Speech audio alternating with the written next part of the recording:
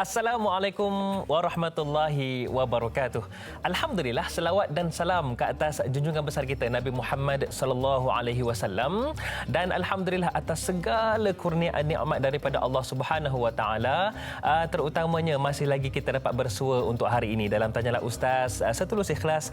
Yang paling penting sekali untuk hari ini genap seminggu kita berhari raya. Walaupun ada yang nampak sedih muram je ya, tak dapat nak pergi beraya tu. 7 Syawal 1441 Hijrah bersamaan dengan 30 Mei 2020. Dan hari ini Tanyalah Ustaz bersama dengan saya Da'i Hadari. Cumanya untuk pagi ini ada sesuatu ilmu yang kita nak sama-sama sebar luaskan, yang sama-sama kita nak kongsikan.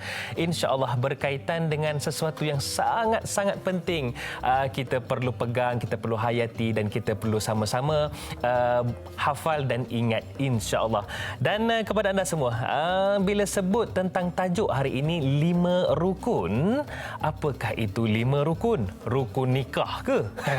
Lain macam semangat je abang-abang di rumah tu ya. Yang paling penting sekali, kalau nak tahu, jom kita sama-sama saksikan bingkisan apakah itu 5 rukun perbincangan kita hari ini. 5 rukun negara? Kepercayaan kepada Tuhan, Kesetiaan kepada raja dan negara, keluhuran perlembagaan, kedaulatan undang-undang, kesopanan dan kesusilaan. Pandai! Siapa tahu kesemua 5 rukun negara? Kepercayaan kepada Tuhan, kesetiaan kepada raja dan negara, keluhuran perlembagaan, kedaulatan undang-undang, kesopanan dan kesusilaan.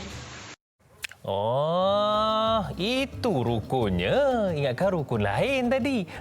Dan insya-Allah rukun negara yang kita akan bincangkan pagi ini, itulah 5 rukun yang sebenarnya kalau kita amati para penonton sekalian, bukan sekadar kita hafal tetapi kita hayati, kita betul-betul jalankan ia dalam kehidupan kita. Insya-Allah negara, kehidupan bermasyarakat kita akan cemerlang dan gemilang insya-Allah.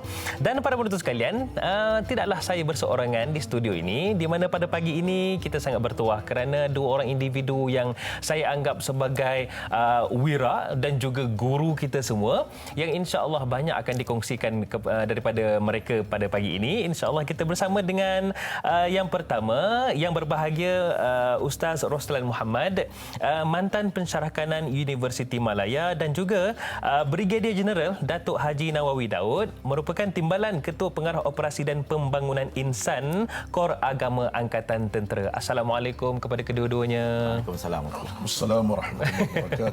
Apa khabar kita Ustaz Datuk? Alhamdulillah. Da'i sihat. Alhamdulillah macam ni lah Datuk. Selamat Raya lagi. Itulah masih belum terlambat lagi ucap selamat Raya tu. Raya. Skut masih ada lagi kat rumah. Okey, baik. Seronok Ustaz dan Datuk jika kita dapat gabungkan pada pagi ini, kerana Ustaz sudah pastinya banyak yang Ustaz akan kongsikan, terutamanya bila berkait dengan kehidupan kita sebagai masyarakat Islam yang bernegara. Ada sebuah negara yang kita ketika ini, dan mungkin Datuk sebagai insan yang begitu banyak pengalaman, terutamanya di barisan hadapan, sudah pasti ada sesuatu yang kita nak kongsikan pada pagi ini berkaitan dengan kenegaraan ini. Cumanya kepada anda semua para penonton, kalau ada soalan nak diajukan, boleh terus sahaja hubungi kami di talian 03 7726 1603. Kami menanti soalan daripada anda, atau boleh sahaja terus WhatsApp kami di 0111233648, atau terus ke Facebook kami, page kami, laman rasmi kami, Tanyalah Ustaz TV3. Dan sedikit sebelum kita mukadimah ya, Datuk dan juga Ustaz, sedikit perkembangan COVID-19 di Malaysia setakat jam 5 petang semalam. Ini yang dikeluarkan oleh Kementerian Kesihatan Malaysia. Kes baru 103 agak sedikit merisaukan kerana agak sedikit meningkat. Namun insya-Allah kita optimis mampu untuk terus berperang memerangi COVID-19 ini. Dan kematian baru masih lagi kekal kosong, kes kematian. Namun insya-Allah kepada para penonton sekalian diingatkan terus patuh kepada perintah kawalan pergerakan bersyarat, kerana kita masih lagi belum selesai memerangi musuh yang tidak kelihatan ini, iaitu COVID-19 insya-Allah. Baik, sebagai mukadimah, Al-Fadil Ustaz, kita mulakan dengan Ustaz dulu ya Ustaz ya. Bagaimana jika kita lihat kepada umat Islam yang ada sebuah negara yang kita sudah kenal, negara Malaysia begitu terkenal di dunia sebagai negara Islam, antara negara Islam contoh. Bagaimana pentingnya masyarakat ataupun rakyat di negara itu perlu ada prinsip dalam hidup mereka? Assalamualaikum warahmatullahi wabarakatuh. Yang berbahagia Al-Fadhil Da'i Hadari. Alhamdulillah. Dan rakan bicara pada pagi ini Berakjan Datuk Haji Nawawi Daud. Alhamdulillah, dan seluruh yang bersama kita pada pagi ini. Pertama, dalam berjawapan awal, ini bukan panjang, ringkas. Ringkas, insyaAllah. Kita melihat dalam kacamata agama begini. Prinsip satu asas yang paling penting sekali. Kerana prinsip dianggap sebagai tiang kepada sebuah kehidupan. Kalau rumah ada tiang serinya, negara ada prinsipnya.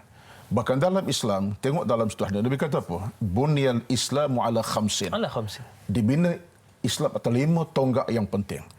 Tak ada Islam, kalau tak adanya, namanya syahadah, tak ada solat, tak adanya zakat, tak ada haji, tak ada puasa, tak ada Islam.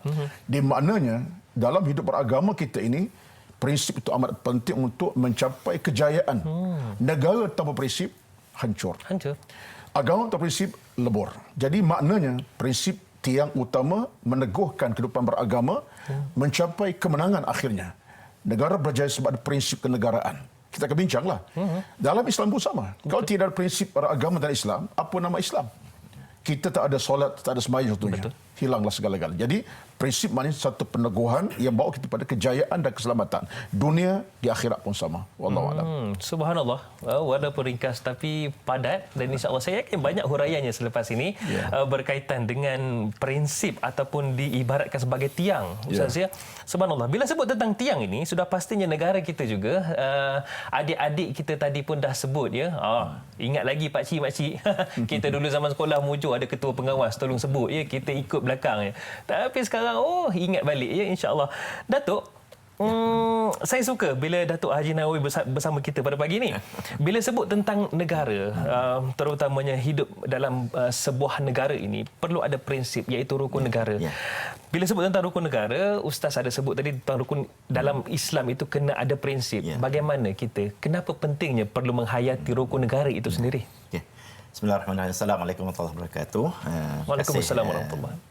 Da'i Hadari. Kali ketiga kita jumpa insya-Allah. Alhamdulillah Datuk. Dan juga rakan panel Ustaz Ruslan. Dekat rakan satu sekolah dengan saya, Ustaz Ruslan sebenarnya. Ya ke? Itulah. Masya-Allah. Itulah pandai TV3 dia jemput. Jadi pertama-tama saya mengucap syukur Allah Taala pada pagi ini kita dapat bersiaran, dan tajuk yang agak heavy jugalah ya. Kiranya. Betul. Dalam suasana negara kita menghadapi COVID-19 ya, kita doa pada Allah Taala semoga negara kita ini dapat kembali pulih seperti biasa. Amin ya rabbal alamin. Walaupun kita dalam situasi new norm katanya kan, normal yang baru, kita terpaksa adjust kehidupan kita dalam keadaan sekarang ya.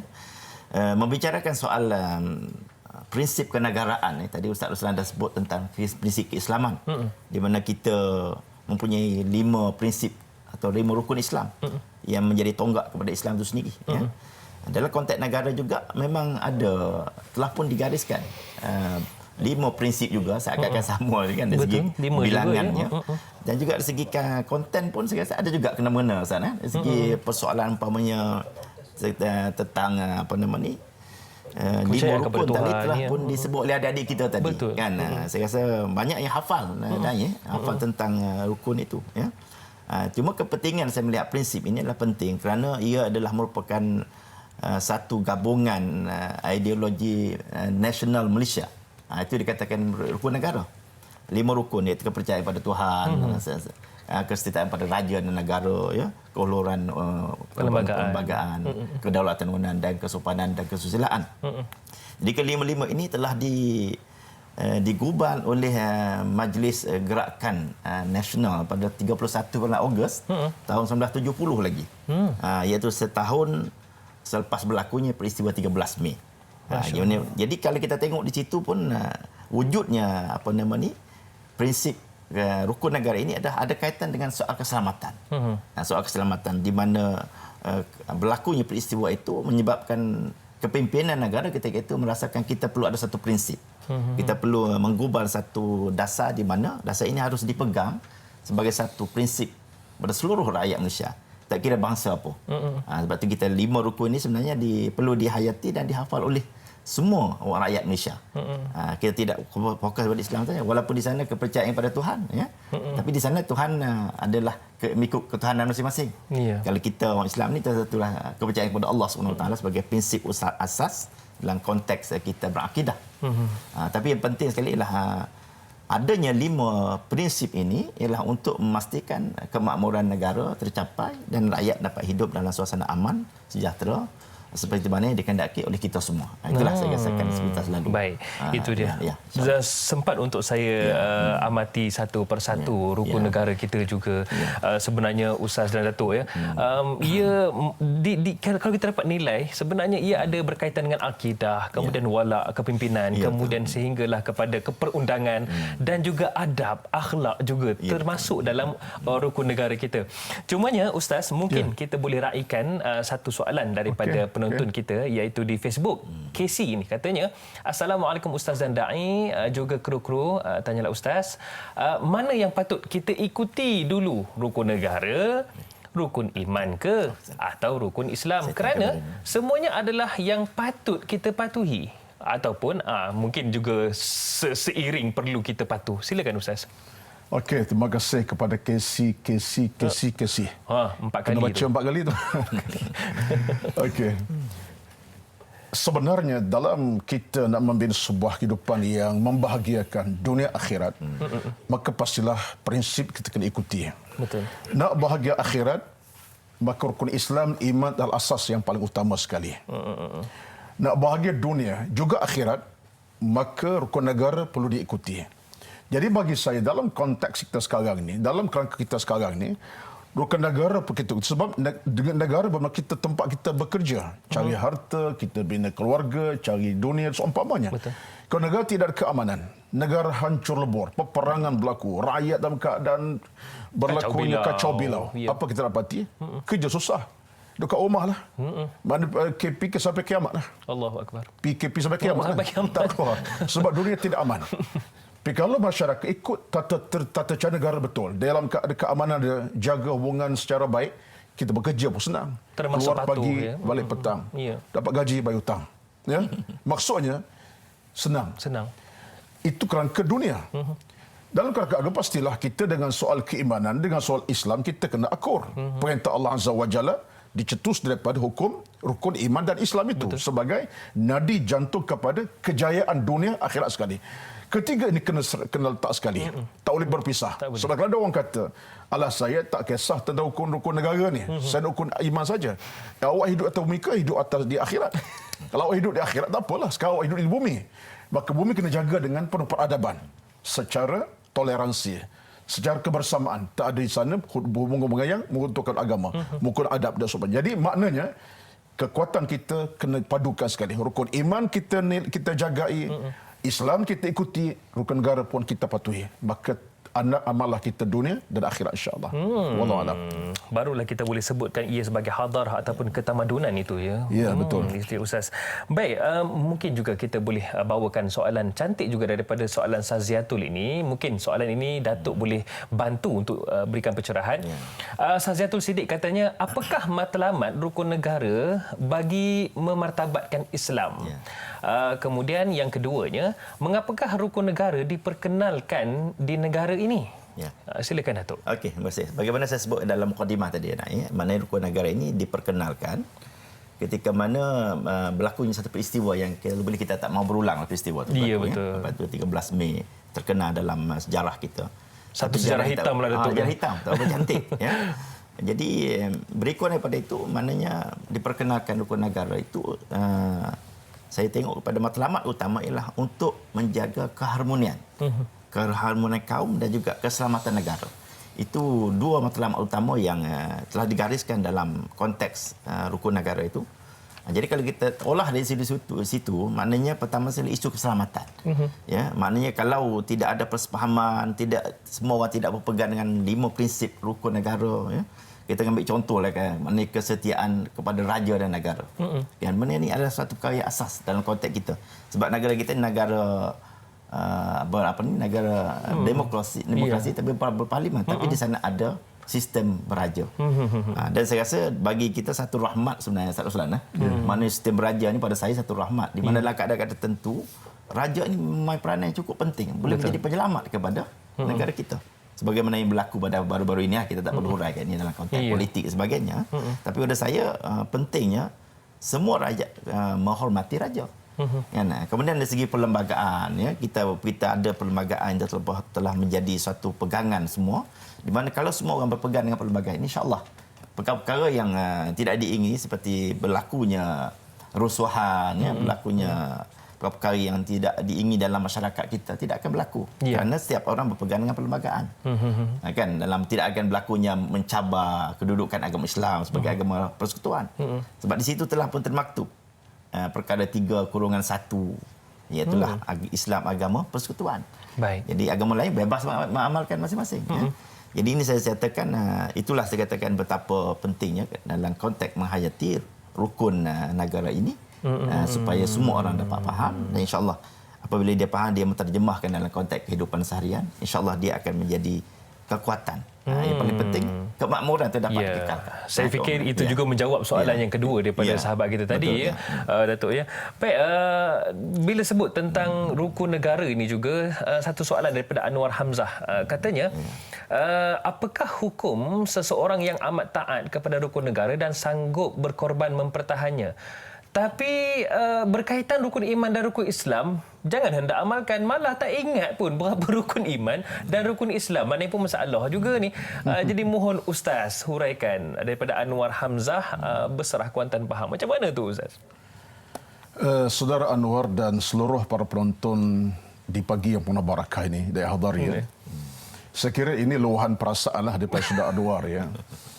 Sebenarnya bagi saya, soalnya sekarang ialah soal penghayatan dalam kita beragama. Itu yang paling penting sekali.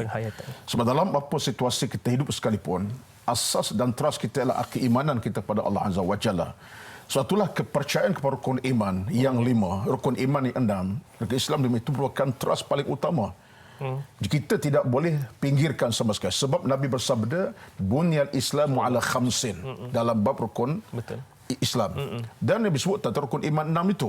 Baik. Dalam hal ini, bagi saya, kalau ada orang yang rukun iman tak dijagai, rukun Islam tak dijagai dengan sepenuh-penuhnya, tapi negara dia berkorban, tadilah keluar pagi, balik petang, dapat gaji hutang bayar, kadang-kadang part time, overtime, habis time kadang-kadang, sebenarnya bekerja, sampai letih. Mana anda telah silap dalam perhitungan. Sebab dalam Quran Allah kata apa? Wabtaghi fima ataka Allahu dar akhirah wa la tansa nasibaka minad dunya. Kena ingat tu. Allah cari akhirat, jangan lupa dunia. Bermakna soal agama dijagai, dunia dijagai. Rukun iman kita jaga, rukun Islam kita hayati, negara pun kita ambil cana. Barulah orang kata inilah warga negara yang bermoral tinggi. Kau tidak, warga negara yang hilang moral namanya. Wallahu alam. Saya tambah sikit. Saya tengok ayat yang Ustaz baca tadi memang dah cantik. Dan jangan lupa satu doa yang sering kita baca, itulah Rabbana atina fid dunya hasanah wa fil akhirati hasanah wa qina adzabannar. Ini surah Al-Baqarah ayat 201. Di mana ayat ini ialah kita dah minta dengan Allah tiap hari. Kita nak sejahtera di dunia, kita patuhi apa yang peraturan prinsipal yang telah dilaksanakan untuk dunia. Dan kalau kita nak kesejahteraan di akhirat, tentunya kita akan mengambil kira apakah prinsip-prinsip keagamaan telah digariskan di agama kita untuk kesejahteraan di akhirat. Dan saya yakin Datuk Ustaz, kalau kata mengutamakan rukun yang lain ataupun mengabaikan rukun Islam dan juga rukun iman, sudah tentu rukun negara yang pertama pun sudah gagal. Kepercayaan kepada Tuhan itu sendiri. Tepat sekali. Itu dia. Baik, insya-Allah kepada anda semua banyak lagi kita akan huraikan. Jangan ke mana-mana, bawalah makanan sarapan tu depan TV. Nantikan kembali lagi selepas ini.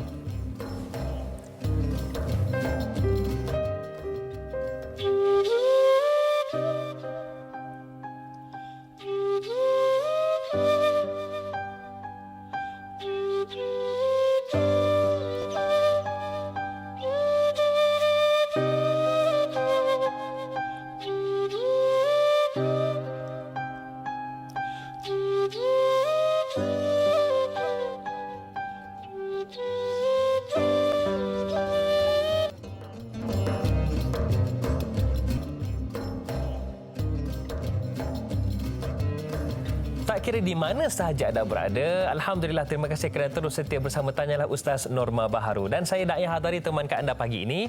Kita sama-sama bincangkan, kita sama-sama dapatkan ilmu berkaitan dengan topik hari ini, 5 rukun. Dan sudah terang lagi bersuluh apakah itu 5 rukun yang sebenarnya kita pernah dengar zaman sekolah. Zaman dah habis sekolah ni, anak pula yang ingat kita entah mana ya. Tak, bukan tuan-tuan perempuan, saya ya sebenarnya. InsyaAllah hari ini rukun negara kita bicarakan bersama dengan yang berbahagia Al-Fadhil Ustaz Rosal Muhammad dan juga Brigadier Jeneral Datuk Haji Nawawi Daud. Baiklah, sebelum kita nak pergi dengan lebih dalam ya Ustaz Datuk ya, saya nak tanyakan kepada Ustaz dulu di mana ini berkisarkan hadis Nabi SAW dalam hadis riwayat Bukhari, mafhumnya Nabi SAW bersabda, "Ya Allah, jadikanlah kami mencintai Madinah seperti cinta kami kepada Mekah atau melebihi cinta kami daripada Mekah." Hadis ini menunjukkan Rasulullah SAW begitu mencintai akan negaranya, iaitu negara Islam yang pertama, yakni Madinah. Apakah yang kita dapat pelajari daripada hadis Nabi ini? Okey, Hadari dan seluruh penonton semua. Sebab itulah kita kena yakin, percaya bahawa prinsip cinta negara ini prinsip utama dalam Islam. Seorang insan bertitel Nabi SAW, itu Nabi kita Muhammad, bagaimana boleh berkata demikian? Allahumma habib ilaina al-Madinah ka hubbina Makkah au ashad. Itu hadis Bukhari, betul. Sampai Nabi kata, ya Allah, jadikan aku cintakan kota Madinah ini dengan kecintaan cukup tinggi mendalam, lebih daripada apa segala-galanya, daripada Mekah sendiri. Pada Mekah itu tempat Nabi dilahirkan, Madinah negeri Nabi Rijal, tapi Nabi kata cinta Madinah. Berarti dalam hukum beragama kita, prinsip cinta negara sesuatu perkara penting sekali. Jadi kalau ada orang yang kata Malaysia ni apalah bagi saya tak suka sayang sangat, ini orang yang telah hilang peribadi sebenarnya. Anda telah buat satu kesilapan beragama. Sebab apa? Nabi Muhammad contoh kepada kita. Nabi SAW sampai berdoa kepada Allah Azza wa Jalla, ya Allah, tolong jadikan aku cinta kota Madinah. Dan terbukti tuan-tuan, dalam bicara tentang soal cinta negara ini, ada ulama kita menulis tentangnya. Siapa orangnya? Iaitu Al-Qardawi. Dia bincang tentang isu fiqhul muwatanah, iaitu fiqh kenegaraan. Dia ada satu bab dalam perbincangan Al-Qadri, kata apa? Isu fiqh al-muwatanah penting, iaitu fiqh kenegaraan. Dengan makna cinta, sayang, kasih dan dalam keadaan kita jaga negara daripada apa-apa benda yang mencacat negara. Di sini menunjuk kepada kita betapa dalam hubungan ini kita kena ada prinsip itu. Cinta tanpa kita lahir. Saya rasa kalau seorang manusia yang ada normal, yang dalam konteks pemikirannya jelas, tidak kabur, dia akan kata, alhamdulillah saya lahir di sebuah negeri yang jadikan saya dapat hidup dengan tenang, berjaya dalam hidup berkeluarga. Jadi ini merupakan satu kenyataan kita kena terima. Itu satu. Yang kedua, dan Hadari, panjang sikit. Ya, silakan. Sebab dalam hadis Nabi sebab apa? Allahumma habbib bilaina. Mana cinta sayang terbukti.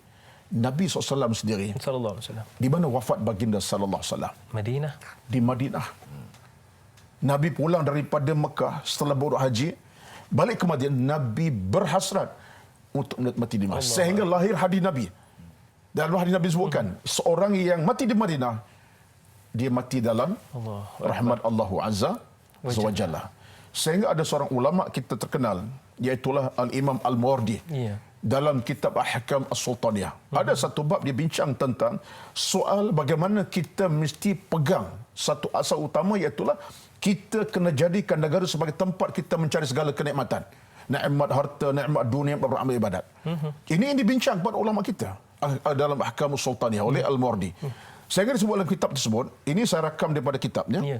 Kata Al-Mawardi, kita tidak akan nilai dan dapat keamanan dalam sebuah kehidupan kita melainkan negara itu aman. Kita nak solat sembahyang, tuan-tuan. Kalau duduk berpegang kiri kanan. Betul. Nak solat bayar. COVID-19 ini pun cukup dah mengajar kita untuk tak boleh keluar rumah. Sampai di rumah solat kita sembahyang raya pun. Di negara tak aman. Kalau ada keamanan, kita boleh keluar. Cari harta, beribadat macam. Jadi kata Al-Mawardi, dalam soal ini kita nak beribadat pun tidak senang kalau tak ada negara yang aman, sentosa. Jadi alhamdulillah tuan-tuan, jadi prinsip utama kita ialah mengambil semangat Nabi SAW tadi dengan makna yang lain. Nabi ajar kita supaya cinta ke negara. Maka Nabi adalah orang yang paling asas kuat kokoh agamanya dalam cintakan bumi Al-Madinah Al-Munawwarah. Baik. Maka Malaysia negaraku yang tercinta. Subhanallah, itu dia. Nabi bukan sekadar menyatakan, Ustaz. Datuk, dalam satu hadis menurut Anas bin Malik, ini realiti, bukan sekadar bercakap tapi Nabi melakukannya. Ketika Rasulullah pulang dari musafir, Anas bin Malik menyatakan baginda nampak kelibat Madinah, terus baginda mempercepatkan tunggangan baginda untuk pulang ke Madinah itu. Bagaimana kecintaan Rasulullah terhadap negaranya? Ya, seperti yang disebut oleh Ustaz Ruslan tadi ya. Maknanya kecintaan Rasulullah itu terbukti dengan beberapa hadis, statement yang telah dibuat Rasulullah itu maknanya menzahirkan kecintaannya kepada tempat negara di mana beliau menggerakkan, menubuhkan sebuah negara Islam. Walaupun tempat lahirnya ialah di Makkah. Tetapi Rasulullah mengembangkan Islam di situ. Dan kecintaannya kepada Madinah itu amat luar biasa. Yang amat luar biasa. Telah dizahirkan melalui hadis yang dibacakan oleh Ustaz Ruslan tadi. Saya kira kita juga harus mengambil spirit itu. Kan spirit semangat kecintaan Rasulullah pada negara di mana tempat dia tinggal. Kita ni memang negara kita tak ada negara lain dah. Jadi seharusnya seluruh umat, seluruh rakyat menumpahkan kecintaan. Kan di antaranya melalui menghayati prinsip rukun negara. Allahu Akbar. Kan kalau kita menghayati ini, insya-Allah, contohnya kita kedaulatan undang-undang kita jaga. Tujuan apa? Tak bukan supaya negara kita harmoni, kan? Kita kesetia pada raja dan negara, tujuan dia lain tak bukan supaya ketaatan itu berlaku. Dan yang paling penting ialah hubbul watan minal iman, walaupun ini bukan hadis yang sahih, tetapi spirit hubbul watan itu harus kecintaan kepada negara itu dalam negara kita. Itu dia, bukan sekadar ungkapan Datuk dan Ustaz akan tetapi ia adalah penghayatan. Bagaimana penghayatan itu sebenarnya yang mampu membawa kepada kejayaan sebenarnya, insya-Allah.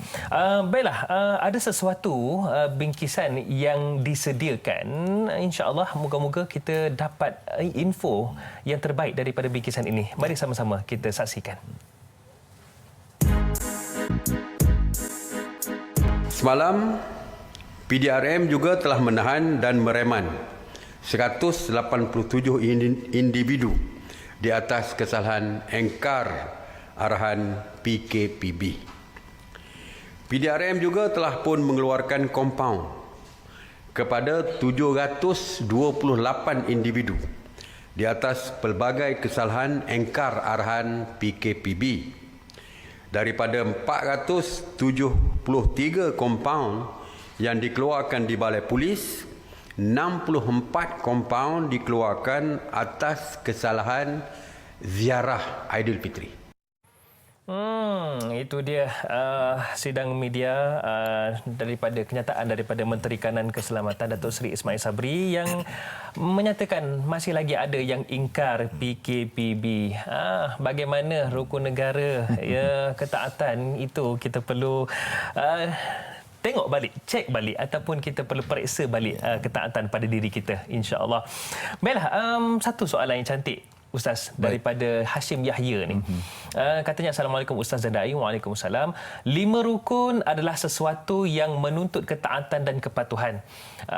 Kepatuhan itu bukan sahaja untuk disebut tapi untuk diamalkan bila terlihat ia dipatuhi. 5 rukun adalah sebagai sebuah rumah yang bertiang 5. Bila satu tiang berkurang, nampaklah rumah itu timpang. Adakah 5 rukun itu berkurang satu bermakna kepatuhan juga turut pincang? Saya fikir sesuai untuk Datuk jawab soalan ini. Silakan Datuk. Okey, terima kasih Dai. Saya rasa memang betul. Kelima-lima rukun ini harus dihayati secara bersepadu. Kan? Dia tidak boleh tinggal satu. Macam kita dalam rukun Islam tadilah. Rasulullah sebut tadi tentang kalau umpamanya rukun Islam tak ada 5. Kalau kita solat buat tapi puasa kita tak buat, kan? Kita berupaya pergi haji tapi kita tidak pergi haji. Maknanya kita sudah tidak lagi lengkap sempurna sebagai seorang Islam. Dalam konteks rukun negara saya kira itu juga. Maknanya kalau dalam konteks kita menghayati rukun negara, pertama kepercayaan kepada Tuhan itu yang utama. Ini isu akidah. Kalau kita dalam Islam ni maknanya ini wajib, ini sesuatu yang amat asas. Yakin kita kepada Allah Taala sebagai Tuhan kita. Dan pada agama-agama lain pulang kepada agama masing-masing. La ikraha fid din. Islam katakan maknanya tidak ada paksaan dalam konteks beragama. Tetapi perlu ada agama. Ya. Kan kita perlu ada agama. Sebab kalau tidak ada agama maknanya kita tidak ada pegangan hidup. Okay, itu satu benda. Yang keduanya kita kesetiaan kepada raja dan negara. Itu adalah satu prinsip yang begitu kuat sebagaimana saya sebutkan di awal tadi. Maknanya menghormati sistem beraja dan juga apa yang ada di negara kita ini satu sistem yang saya kira cukup baik. Sesuai dengan negara kita. Kan, kalau kita pergi, kita dah melawat negara-negara macam-macam. Ya. Kita tengok kadang-kadang sistem tu tak berapa cantik menyebabkan berlakunya huru-hara.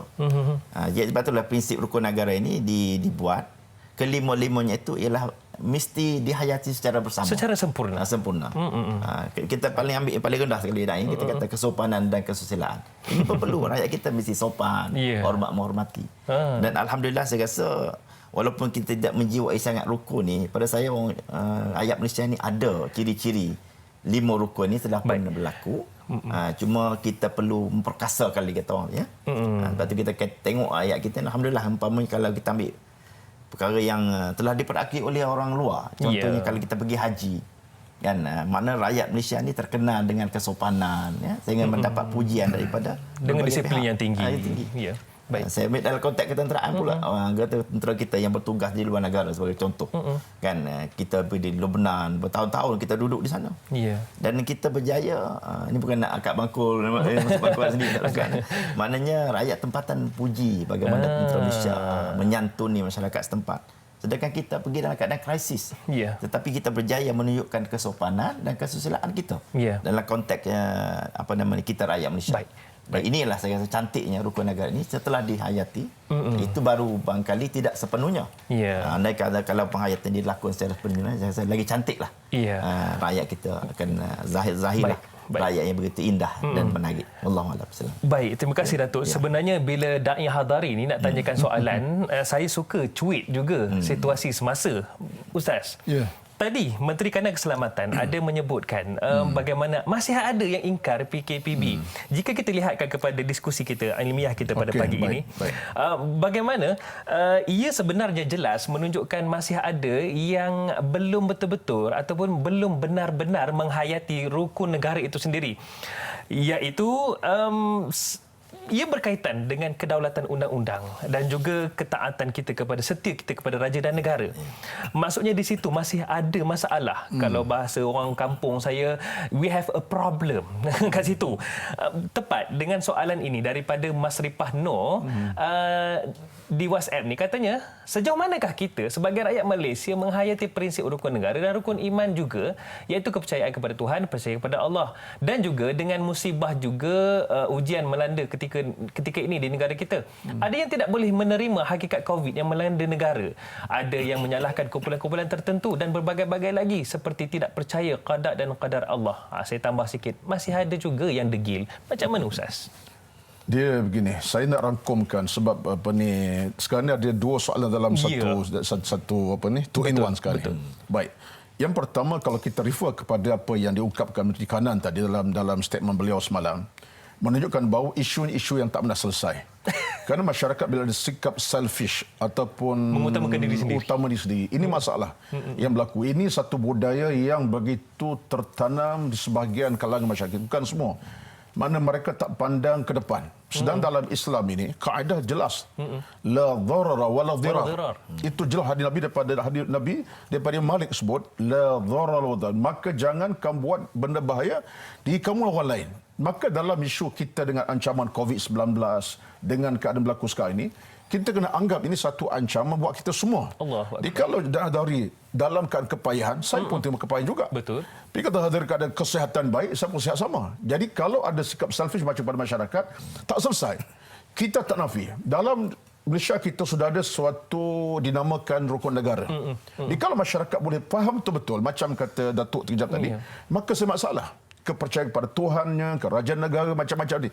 Cuma masalah sekarang ialah saya rasa dua masalah. Yang pertama ialah masyarakat dia tak cuba praktikkan apa mereka faham.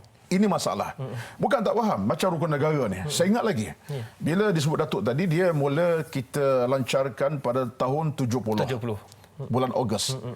itulah tahun pertama saya di sekolah J1. Oh, ya ke? Saya jatuh dalam 70. Jadi umur berapa? Boleh kira lah tu. Ya. Saya ingat lagi. Muda lagi tak? Muda lagi. Muda. Alhamdulillah. Okay, terima kasih. 70 itu saya tahun J1. Saya ingat lagi. Dalam kelas kami, bila pelajar tak hafal rukun negara, alamat kena rotannya. Saya ingat lagi. Terkesan saya. Rukun negara tak ingat. Kena rotan. J1 sampai J6. Maknanya, kita diajar selama ini untuk hafal. Tapi kesannya, dunia sekarang, kita hafal, kita amalkan. Ini masalah kita. Jadi bagi saya, sekarang isu kita cuba nak mengamali. Ini yang diajar Nabi kepada kita. Sebab tu ada satu kaedah. Saya nak bawa kaedah. Sebab Nabi kata apa? Nabi kata apa? Yutahammalu dharar. Ini kaedah fiqhiyah. Ini kaedah fiqhiyah. Nabi bersabda, apa ni bukan Nabi, tapi kaedah fiqhiyah kata, yutahammalu dharar al-khas li ajli dafi' ad-dharar al-'am. Dalam agama ni ada kemudarat kecil kita kena buang. Sebab tak nak berlaku yang besar. Contoh bila COVID tadi. Kalaupun ia tak kena kepada kita, ya, kita kena kepada kita COVID, jangan kita kata, saya tak ada masalah. Kawan kita kena kesianlah. Hingga ada kematian dan seumpamanya. Jadi kalau saya selfish, itu soal dia, saya tak kisah. Saya selamat. Ini bukan akhlak. Maka dalam kita bernegara ini, apa yang kita lakukan untuk bersama. Jadi kalau kita jaga prinsip kenegaraan dengan betul, saya selamat, dan Habib pun selamat. Negara selamat. Tak ada di sana kekacauan, tak ada perbalahan, tak ada di sana perpecahan seumpamanya. Jadi balik kepada soal pelaksanaan. Di atas nama pelaksanaan. Praktikal. Kita jangan anggap ini sebagai satu perkara biasa. Ini adalah untuk keamanan kita bersama. Jadi bagi saya itu prinsipnya. Wallahualam. Itu dia. Sudah pasti ketaatan akan muncul di situ apabila penghayatan itu ada. Dan kejap lagi mungkin saya nak tanya Datuk lah sebagai insan yang berada di barisan hadapan. Bagaimana Datuk melihat cabaran dan kemungkinan apabila negara ataupun masyarakat dalam negara tersebut tidak menghargai nikmat keamanan ini. InsyaAllah kejap lagi Datuk ya. Kepada anda semua, nantikan perbincangannya selepas ini. Tanyalah Ustaz. Nantikan selepas ini.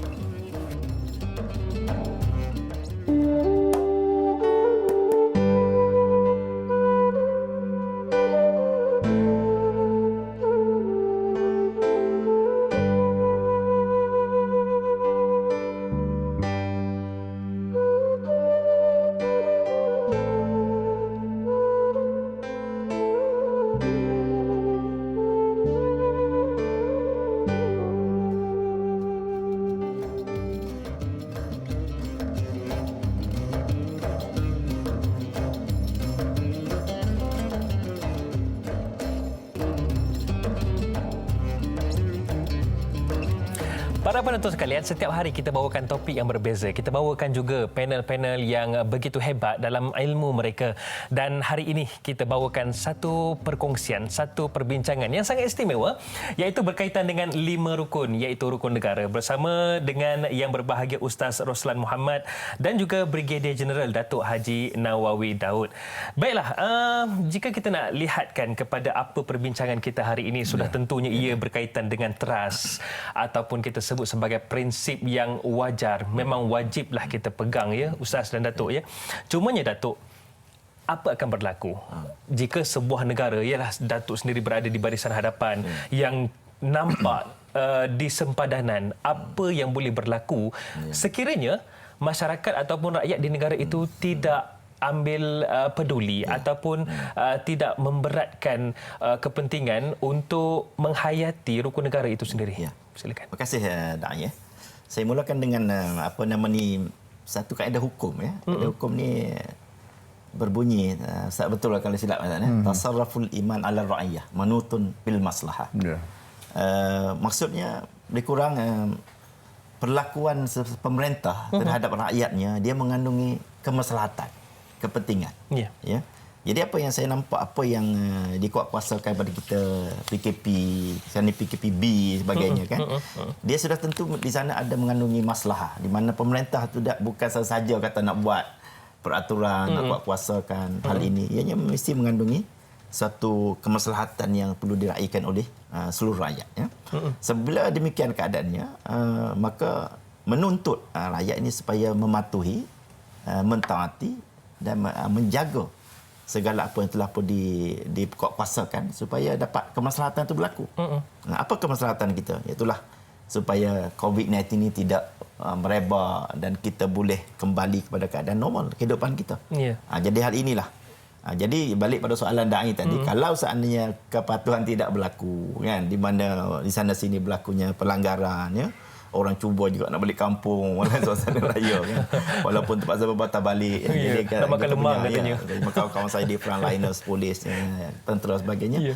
Mereka ni sebenarnya bukan nak bersikap demikian, tetapi oleh kerana nak menjaga tadilah, ya, kemaslahatan umum. Kalau awak balik kampung, bawa balik, menyebarkan lagi kepada masyarakat kampung, ataupun kita bawa balik ke kampung, masuk ke bandar sebagainya. Jadi bila nak putus dia punya rantaian COVID ini, maka dia akan terus berlaku. Jadi kita bila keadaan berpanjangan, hal ini akan menyebabkan memberi impak kepada banyak aspek lain. Ekonomi kita akan menjadi pertama tidak baik. Kan, persekolahan anak-anak kita, pendidikan, begitu besar efeknya pada saya. Kita pun tak tahu lagi bila sekolah ni akan dibuka. Jadi kita ini, jadi pelanggaran ini amat kita harapkanlah daripada seluruh warga Malaysia, ya, supaya kita sama-sama mematuhi undang-undang juga lah kira. Kita kata kedaulatan undang-undang itu di sini tetap pada rukun negara. Jadi kita bawa kedaulatan undang-undang supaya kita hayati dalam konteks yang paling kecil, kan. Walaupun kesannya besar, tapi pada saya satu je, iaitulah dipanggil perintah kawalan pergerakan bersyarat.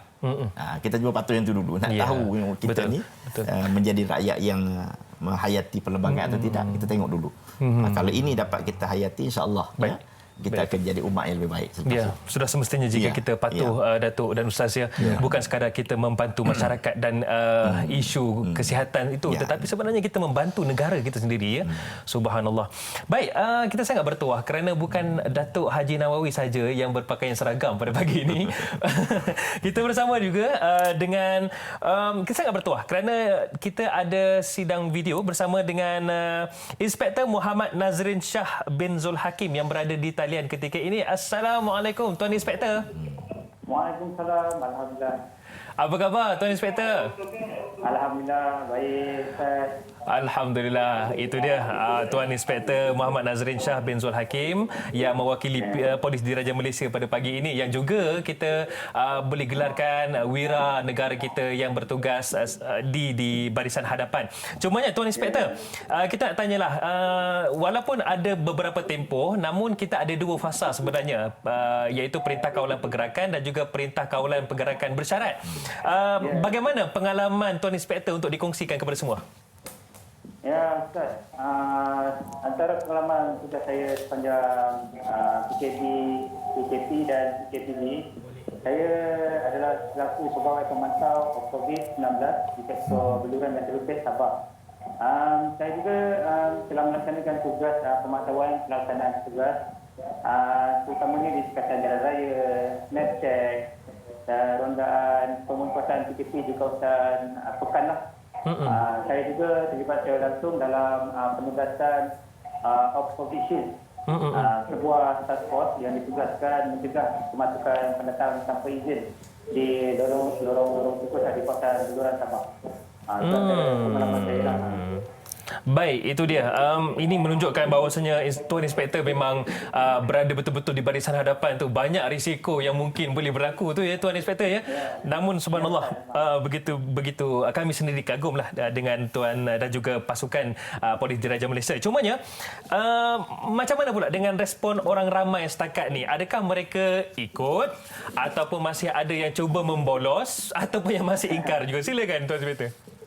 Okey, Ustaz. Untuk makluman sepanjang saya bertugas, apa yang dapat saya perhatikan adalah kebanyakan orang ramai boleh dan mampulah untuk mengikut saranan kerajaan berkaitan dengan SOP, PKP dan PKP ini. Mana kata mereka boleh duduk di rumah, kekalkan jarak, memakai face mask dan hand sanitizer lah seperti yang saranan oleh kerajaan. Tapi walau bagaimanapun, saya tidak nafikanlah terdapat sedikit orang ramai yang degil dan cuba mengingkari PKP. Tapi di kawasan sana, ini adalah kes minoriti sebab kebanyakan orang ramai memahami situasi semasa dan memberi kerjasama yang baiklah terhadap petugas frontliner. Baik, Tuan Inspektor, Mungkin Tuan Inspektor, kita boleh bagi ruang lah sebagai wakil polis diraja Malaysia. Tadi kita telah tanyakan Datuk apa akibatnya. Jadi kita nak tanya Tuan Inspektor sendirilah. Apakah antara kesan, ni juga sebagai nasihat, apakah antara kesan jika masyarakat tidak ambil peduli dengan apa arahan yang membawa kepada kebaikan ini, dan apa pesanan daripada Tuan Inspektor mewakili polis diraja Malaysia sendiri? Silakan. Ustaz. Jadi antara yang kesan yang paling ketara sekali adalah bersikulah untuk jangkiti wabak, dan sekaligus dia menjadi pembawa walaupun dia tidak menunjukkan simptom. Selain itu, individu ini yang ingkar ini dia berkemungkinan menjangkiti orang sekeliling serta berpeluang menjangkiti orang yang disayanglah. Secara tidak langsung, individu ingkar ini adalah menjadi penyumbang kepada peningkatan kes jangkitan wabak COVID-19 ini. Dan nasihat yang saya boleh kongsikan, sehingga semalam kita boleh tengok kes yang dilakukan sebanyak 103 sahaja dan masih kosong semacam selama 7 hari berturut-turut. Ini menunjukkan data yang positif. Jadi oleh demikian, secara peribadi saya menyeru orang ramai di luar sana, di musim perayaan ini kita mematuhilah SOP PKPD ini. Elakkan 3C, crowded place, confined space dan close competition. Amalkan 3W, wash, wear and want. Semoga dengan izin Allah kita dapat putuskan rangkaian COVID-19 ini dan kita semua berjaya harungi gambaran dalam norma baru inilah. Dan kesempatan ini juga saya ingin mengucapkan selamat berkat kepada semua frontliners di seluruh Malaysia, terutamanya kepada anggota pelatun saya, pelatun 3 Kompani Alpha Berkelan Bokor yang akan naik tugas, RTP dan yang sedang bertugas Covid Benteng di Beluran dan Seruput Sabah. Itu dia di Sabah ya Tuan Inspektor ya. Subhanallah. Baik Tuan Inspektor, sikit kita nak tahu juga, dikabarkan Tuan Inspektor sedang dalam misi khas sekarang ini. Bayangkan ada misi lagi, iaitu misi khas. Dikabarkan mengiringi untuk melakukan penerbangan ihsan mengantar pulang seorang anggota yang mengalami serangan angin ahmar. Mungkin boleh kongsikan sedikit. Okey Ustaz, untuk makluman, ini anggota saya berada dalam kedudukan dilanda musibah lah. Jadi saya selaku pegawai pelatun dia mengiringi beliau hingga ke kampung halaman dia lah. Beliau disahkan doktor diserang angin ahmar pada usia yang muda. Perkara ini berlaku di Sandakan Sabah dan ini sedang dijaga oleh keluarga beliau di Kedah. Baik. Itu dia. Baik, terima kasih kepada Tuan Inspektor Muhammad Nazrin Shah bin Zul Hakim yang sudi bersama dengan kita. Kami di TV3 dan juga wakil bagi seluruh kru produksi juga mewakili Ustaz dan juga Datuk mengucapkan terima kasih atas segala pengorbanan yang dilakukan oleh pihak polis diraja Malaysia. Terima kasih banyak Tuan Inspektor. InsyaAllah kita akan bersama lagi di masa depan. Assalamualaikum. Waalaikumsalam. Subhanallah. Itu dia Ustaz dan Datuk ya. Bagaimana keringat mereka yang berada di barisan hadapan ini. Ya, mereka tidak kisah dengan segala pengorbanan yang dilakukan, asalkan kebaikan itu berbalik kepada masyarakat dan negara itu sendiri. Sebab itulah satu poin boleh saya sentuh. Sebab itulah kita merasa duka cita amat sangat. Allahu Akbar. Kalau ada kalangan masyarakat kita yang tidak mengambil endah tentang isu, sebab frontliners sudah begitu masa mereka dah habis sebenarnya dengan tenaga, waktu, keringat mereka dalam menjaga keamanan dan keselesaan. Jadi kalau kita dalam keadaan selfish tadi, tak kisah tentang undang-undang, kesialah kepada mereka itu. Kita mungkin di dalam studio senang ni. Mereka pun ada keluarga. Aircon sekarang. Kita dalam aircon sekarang ni. Mereka di sana dalam kesempitan, hujan panas. Jadi bagi saya, masyarakat nak kena ambil cara kembali supaya kita fikir tentang orang lain, kepentingan orang lain. Sebab itu dalam dunia sekarang, bila disebutkan Datuk kejap tadi tentang bila ada orang yang tak kisah tentang soal undang-undang, makin ini satu ancaman sebenarnya. Orang macam ni dianggap sebagai penjenayah terhormat negara. Bagi saya lah. Sebab awak telah timbulkan satu kecauan secara moral. Orang jadi susah kerana awak. Dalam Islam begitu. Itu kan kaedah Islam. Islam kaedahnya ialah sayangkan orang lain, kita baca kita sayangkan diri. La yu'minu ahadukum hatta yuhibba li akhihi ma yuhibbu li nafsihi. Saya sayangkan dari Aiman, dari Hadari, minta maaf, tiga Aiman pula dah. Hadari. Saya pun rindu ke Aiman juga. Dia sayangkan dari Hadari dan sayangkan saya. Jadi kita sama-sama nilai timbal balik. Jadi kita harap sangat masyarakat tolonglah. Sebab frontliners bagi saya dan mereka sudah kehabisan tenaga dah. Waktu, masa sampai tak ada apa dah sebenarnya. Dia kalau tambah penyakit, mereka akan terima kepayahan lebih waspada pada mereka hadapi sekarang. Allah dan Rasulullah juga begitu mengangkat darjat ribat itu sendiri, iaitu mereka yang berada di barisan hadapan. Sebagai wakil barisan hadapan juga, Datuk, bagaimana Datuk melihat sebenarnya ia sangat penting bagi masyarakat kalau tak dapat berada di barisan hadapan, membantu mereka di barisan hadapan? Ya. Okey. Bila sebut barisan hadapan tu jangan lupa saya juga mewakili yang beruniform, polis, tentera dan sebagainya. Ya. Ada satu kementerian yang begitu penting, itulah Kementerian Kesihatan. Kementerian Kesihatan. Doktor dengan segala kaki tangan, hospital. Saya rasa dia orang ni pengorbanan juga memang cukup hebat. Ya, saya tidak menampakkan kita ni barisan hadapan frontliners ini hanya membuat sekatanya raya dan sebagainya. Tapi mereka ni bertekun lumah, tetapi orang tak pernah nampak kerja ni. Allahu Akbar. Ini katakan barisan belakang ini, kalau kita tak betul-betul respect. Kita tengokkan dalam gambar yang ditunjukkan dalam televisyen, ya. Bagaimana mereka ni keletihan, tinggalkan anak sebagainya, ya. Tak ada yang tak balik rumah, dan saya tengok pakaian dia orang ni memang panas lah Ruslan. Kita tengok cara dia pakai. Kita duduk macam dalam aircon pun kita rasa panas. Kan? Kita duduk sekejap aja di jalan raya, suasana tertutup macam tu, begitu panas. Dan bayangkan mereka ini duduk dalam pakaian yang mesti mereka pakai berjam-jam. Berjam-jam. Yang panggil PPE ni kan. Itu lah satu perkara yang kita harus respect lah. Dengan respect. Ini penghargaan. Ini barisan kadang-kadang kerja dia orang tak nampak dilihat oleh orang, tetapi kerja mereka ni cukup berat. Ya, cukup berat. Di samping kawan-kawan kita di frontliners yang menentukan supaya PKP dan sebagainya dipatuhi. Yeah. Dan ada isu baru yang berlaku tadi, ya. Iaitulah berikutan daripada COVID-19 ni, isu baru ialah kemasukan pendatang tanpa izin. Ini kami di peringkat kementerian di peringkat keselamatan lah, MKN dan sebagainya, membicarakan ini perkara secara khusus yang terpaksa wujud satu baru pula, operasi yang baru, iaitulah untuk membendung kemasukan pendatang tanpa izin. Sebab di negara mereka tak boleh balik, mereka cuba nak masuk.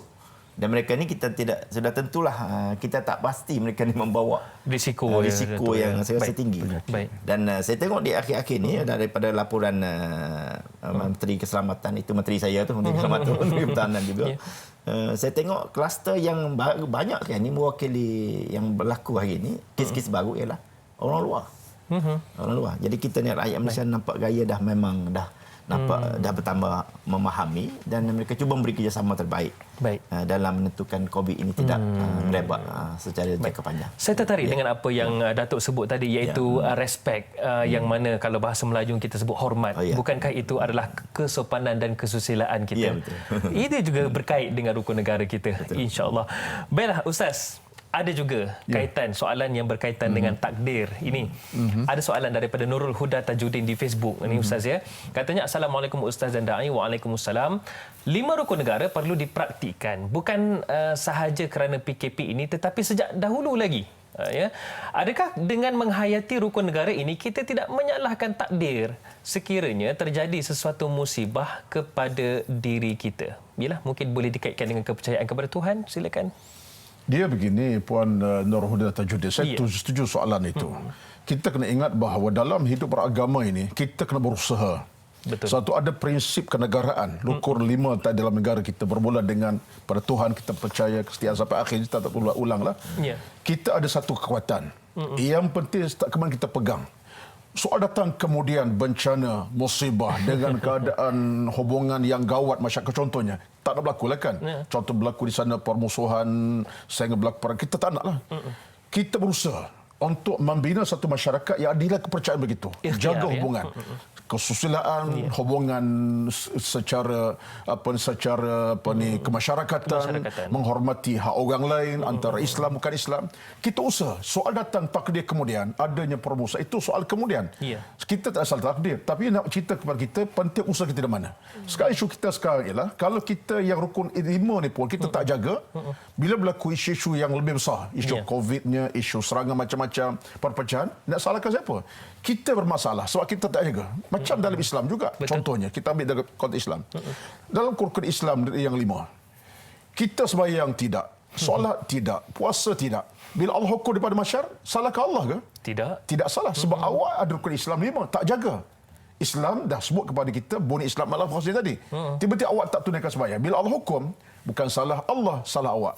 Jadi kalau kita pegang rukun Islam 5 betul-betul, makna kita akan selamat. Dunia selamat, akhirat selamat. Macam juga termasuklah dalam urusan dunia sekarang ini. Malaysia akan selamat bila masyarakat boleh pegang rukun 5 tadi dengan kepercayaan bertuhannya, raja dipatuhi, lembaga ditaati, adanya undang-undang yang mengawal mereka, kesopanan dijagai, hormat menghormati, itu semua asas kepada soal kejayaan kita. Berlaku sesuatu yang di luar takdir kita, itu soal ketua Allah lah, kita kata apa lagi. Allah Maha Kaya. Tapi kita kena usaha. Sebab tawakal tuan-tuan kena usaha dulu. Jangan tawakal kemudian. Usaha dulu biar tawakal kemudian. Baik. Fa iza azamta fatawakkal Allah. Bila berazam baru bertawakal pada Allah Azza wa Jalla. Wallahu alam. Itu dia. Baik, sebentar lagi mungkin saya akan tanyakan Datuk lah, bagaimana jika kita lihat kepada ketaatan kita kepada pemimpin ulil amri juga, ia merupakan satu yang terkandung dalam kesetiaan kepada raja dan negara. InsyaAllah mungkin kejap lagi kita akan tanyakan kepada Datuk soalannya. Jadi kat mana semua terus setia bersama kami dalam Tanyalah Ustaz Norma Baharu. Jangan ke mana-mana. Mai balik selepas ni.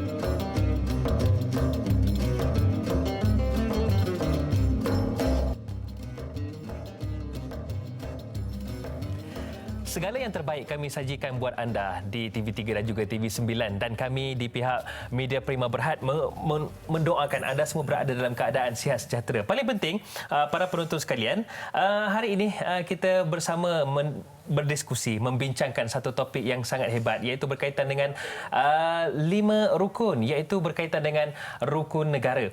Dan kita masih lagi bersama dengan yang berbahagia Ustaz Roslan Muhammad dan juga Brigadier Jeneral Datuk Haji Nawawi Daud.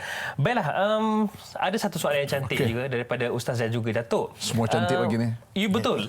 Soalan ini saya rasa kita dah boleh bahagikan sebab saya lihat AJ Diana bertanyakan, katanya, Assalamualaikum warahmatullahi wabarakatuh, Ustaz Roslan dan juga Brigadier Jeneral Datuk Haji Nawawi Daud.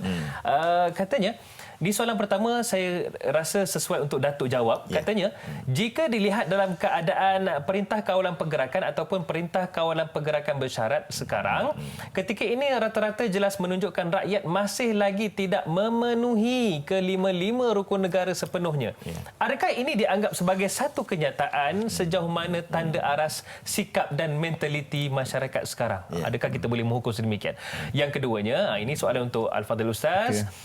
Ini kaitan dengan ummah. Katanya, apa pula kaitan setiap daripada 5 rukun, yakni rukun negara, dalam membentuk ummah yang padu dan bersatu sesuai dengan tuntutan ajaran Islam? Jadi mungkin Datuk boleh menjawab dahulu. Silakan Datuk. Ya, terima kasih. Terima kasih kepada AJ Diana. Kalau dilihat pada orang katakan tanda atau KPI lah, apakah petunjuk-petunjuk seorang itu mematuhi pematuhan terhadap kawalan pergerakan ini. Sudah tentulah pengurangan kes itu salah satu petanda. Dan juga kalau berlakunya pengurangan kes dalam konteks COVID-19 ini, berarti ada petunjuk-petunjuk yang baik menunjukkan rakyat kita telah pun mula mematuhi yang boleh kita kaitkan dalam kedaulatan undang-undang. Betul. Kan? Jadi ini salah satu undang-undang, kita kata ya. Walaupun dia nampak berkaitan dengan kesihatan, dia memang undang-undang juga. Ya, dia berkait. Dia memang berkait undang-undang. Jadi sebenarnya dalam apa jua sektor pun dia mesti ada undang-undang. Kan? Betul. Keselamatan, macam kami dalam tentera, kita ada Akta 72. Nak jadi seorang tentera tu dia mesti terikat dengan ni. Mesti ada. Mesti ada peraturan. Dalam Doktor Ustaz Roslan sebagai pensyarah, mesti ada dia punya etika, kan, mesti ada undang-undang, ya. Jadi dalam konteks kita nak menjaga kesihatan ini, kita kena patuhlah. Kalau kita betul-betul nak menjiwai, kita kata nak membumikan, kita kata apa lagi, nak menterjemahkan kedaulatan undang-undang itu dalam konteks suasana kita diuji sekarang, kita cuba buktikan. Ya. Kan, ini peraturan umpamanya ialah dia berkait dengan orang lain. Betul. Masalahnya kita berkait. Bukan diri kita seorang. Mungkin saya tak patuh, mungkin Dayang tadi tak patuh, tapi dia akan menyebabkan risikonya, kesannya terkena pada orang lain. Ini yang kita amat-amat mengharapkan tentang kepatuhan kepada kedaulatan undang-undang ni. Yeah. Kan, undang-undang yang berkaitan dengan isu COVID ini. Kan, kita tengok ini indikator lah. Kalau hal yang macam ni pun kita tidak berjaya untuk mematuhi dengan cara yang terbaik, berarti kita ada masalah kepada benda-benda yang lebih besar. Sebab tu kita ni, ialah kita kena terimalah hakikat bahawa pertambahan kes-kes jenayah yang berlaku di peringkat negara, ya, ni kes masalah undang-undang dah ni. Ya. Kan, di samping kita tak bercakap lagi tentang kesopanan, itu dah terlalu itu yang bab tinggi. akhlak adab dan lain-lain. Ya. Allahu akbar. Kita dalam agama Islam kita pun ada kitab yang berbunyi Adabud Dunya wad Din, oleh Al-Mawardi juga. Ya, maknanya dalam dunia pun kena ada adab. Ya. Kan, dalam soal keagamaan pun ada adab ya. yang mesti dipatuhi. Baik. Itu lagi tinggilah etika. Ini kita cakap bab undang-undang, maknanya awak patuh ke tak patuh.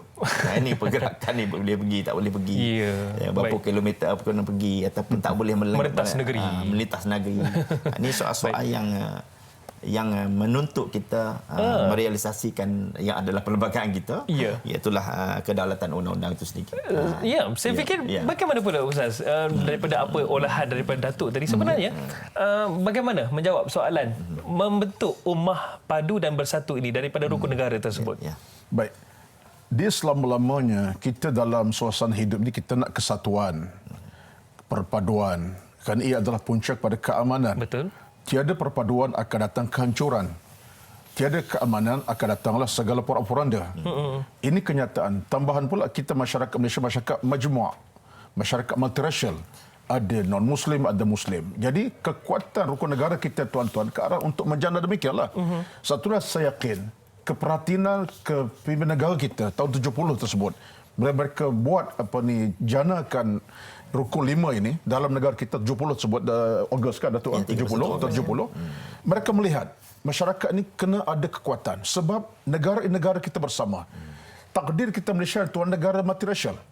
Dan kita bercakap bukan untuk kita bercakap untuk anak kita akan datang. Anak Hadari, anak saya, anak Datuk. Betul. Untuk akan datang, kita nak masyarakat rahman.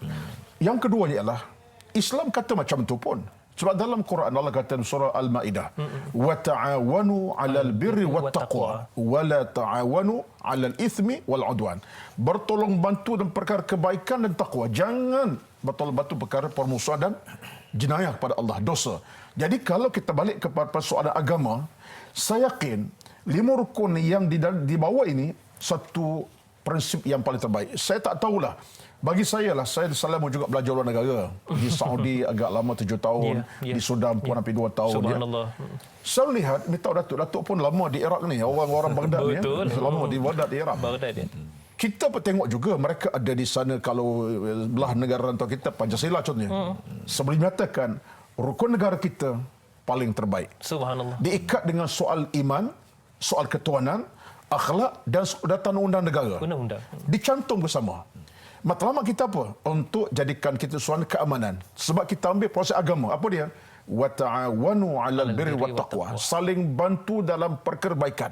Jadi kalau masyarakat sudah hidup suasana macam tu, non-Muslim hormati orang Islam, orang Islam hormati non-Muslim, di sana ada kesepakatan yang baik, tak ada temurusuan, maka berlaku ialah keamanan. Maka ini adalah proses agama sebenarnya. Dan bagi saya, sebab tadi, kalau ada orang cuba untuk tidak mentaati rukun 5 tadi, dia telah jadi penjenayah terhormat. Penjenayah terhormat, ini bahasa saya lah. Penjenayah tapi terhormat. Maknanya awak telah buat satu kejahatan yang merosakkan negara itu sendiri. Kalau kita rosak negara kita, di mana kita tuan-tuan? Generasi kita bukan kita cakap generasi akan datang. Anak-anak kita. Kalau negara tidak aman sekarang, kita tinggal apa kepada anak kita? Dan tinggal apa lagi?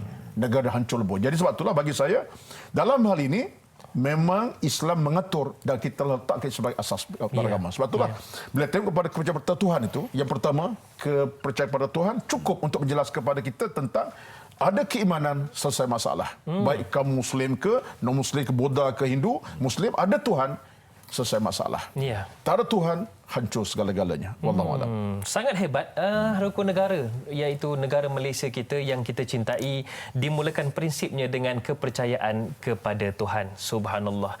Baiklah, ada satu pesanan yang mungkin kita kena ambil cakna daripada Ketua Pengarah Kesihatan Malaysia yang berbahagia, Datuk Dr. Nur Hisham Abdullah. Mari sama-sama kita saksikan pesanannya. Our concern is the festive season. Now, next week and the following week, if we can monitor the cases daily and if we can sustain our achievement in terms of the daily cases, if we can continue to have lower double digit or even a single digit, then on the 9th of June, we will make a decision. Which means if we can sustain until 9th of June, taking into account of the festive season, then perhaps we will open up more social sector as well as the education sector. So the timing is important. And this is why we are very cautious before we make any changes to our policy. Itu dia pesanan daripada yang berbahagia Datuk Dr. Nur Hisham Abdullah. Ada mungkin yang tak faham, itu bahasa orang kampung saya tu. Lain macam orang kampung hari ini ya. Sebenarnya Datuk Dr. Nur Hisham berpesan supaya kita terus istiqamah, terus kita bersatu dalam kita menentang COVID-19 ini, dan kadar jangkitan baharu COVID-19 pada 9 Jun ini bakal menjadi penentu kerajaan menggubal sebarang mekanisme perintah kawalan baharu. Jadi senangkan kerja untuk kita senang pada masa depan. Itu paling penting insya-Allah. Baiklah Datuk dan juga Ustaz. Saya tadi ada, sebelum kita rehat, saya ada nak tanyakan sesuatu kepada Datuk. Bagaimana ulul amri, ketaatan kepada ulul amri? Ia juga terkandung dalam rukun negara kita Ustaz. Di mana kesetiaan kepada raja dan negara. Bagaimana begitu pentingnya ketaatan kepada ulul amri, terutamanya kepada perintah yang membawa kepada kebaikan itu kita wajib taat. Silakan. Terima kasih Dai. Kalau merujuk pada firman Allah Taala, auzubillahi minasyaitonir rajim, ya ayyuhallazina amanu atiiullaha wa atiiur rasul wa ulul amri minkum. Ila akhiril ayat. Di mana ayat ini adalah perintah daripada Allah Subhanahu Wa Taala. Ya, taatlah kamu kepada Allah, taatlah kepada Rasul, dan taatlah kamu kepada ulil amri, yakni pemerintah. Ya. Jadi pemerintah ini dimasukkan dalam senarai ketaatan. Walaupun dari segi bahasa Arabnya tidak didahului dengan ketaatan ati'u ulil amri itu. Ya. Di sini ada sikitlah perbincangan ahli ulama tentang kedudukan ketaatan kepada makhluk ini berbeza dengan ketaatan kepada Allah dan Rasul. Itu kita tak bincang di sini. Itu soal yang lebih ilmiah ya. Tapi tetap juga disebut dalam Al-Quran tentang ulil amri, yakni kepatuhan kepada pemerintah. Maknanya di sini satu weightage, ada satu pemberat bagi seluruh rakyat. Apabila pemerintah mengeluarkan satu perintah, maka kewajipan mematuhi itu telah menjadi wajib. Lebih-lebih lagi perintah itu mempunyai masalah lebih umum. Ini saya nak kaitkan dengan kaedah hukum, tasarruful imam ala ra'iyah manutun bil maslahah. Maknanya sesuatu perlakuan, tindakan, etika, penguatkuasaan dibuat oleh satu pemerintah, dia mengandungi kemaslahatan. Jadi dalam konteks COVID ni memang kita jelas sekali lah kemaslahatan iaitu untuk kesihatan kita bersama. Kerana kalau sudah tak terkawal sebagaimana yang berlaku di negara-negara sehingga kematian begitu banyak, sehingga jenazah pun tak ada sanggup nak urus dah. Sebab nak mengurus satu jenazah COVID ni, masya-Allah kita tengok dengan prosedur begitu tinggi ya. Sampai kita nak mandi jenazah pun tak boleh dah.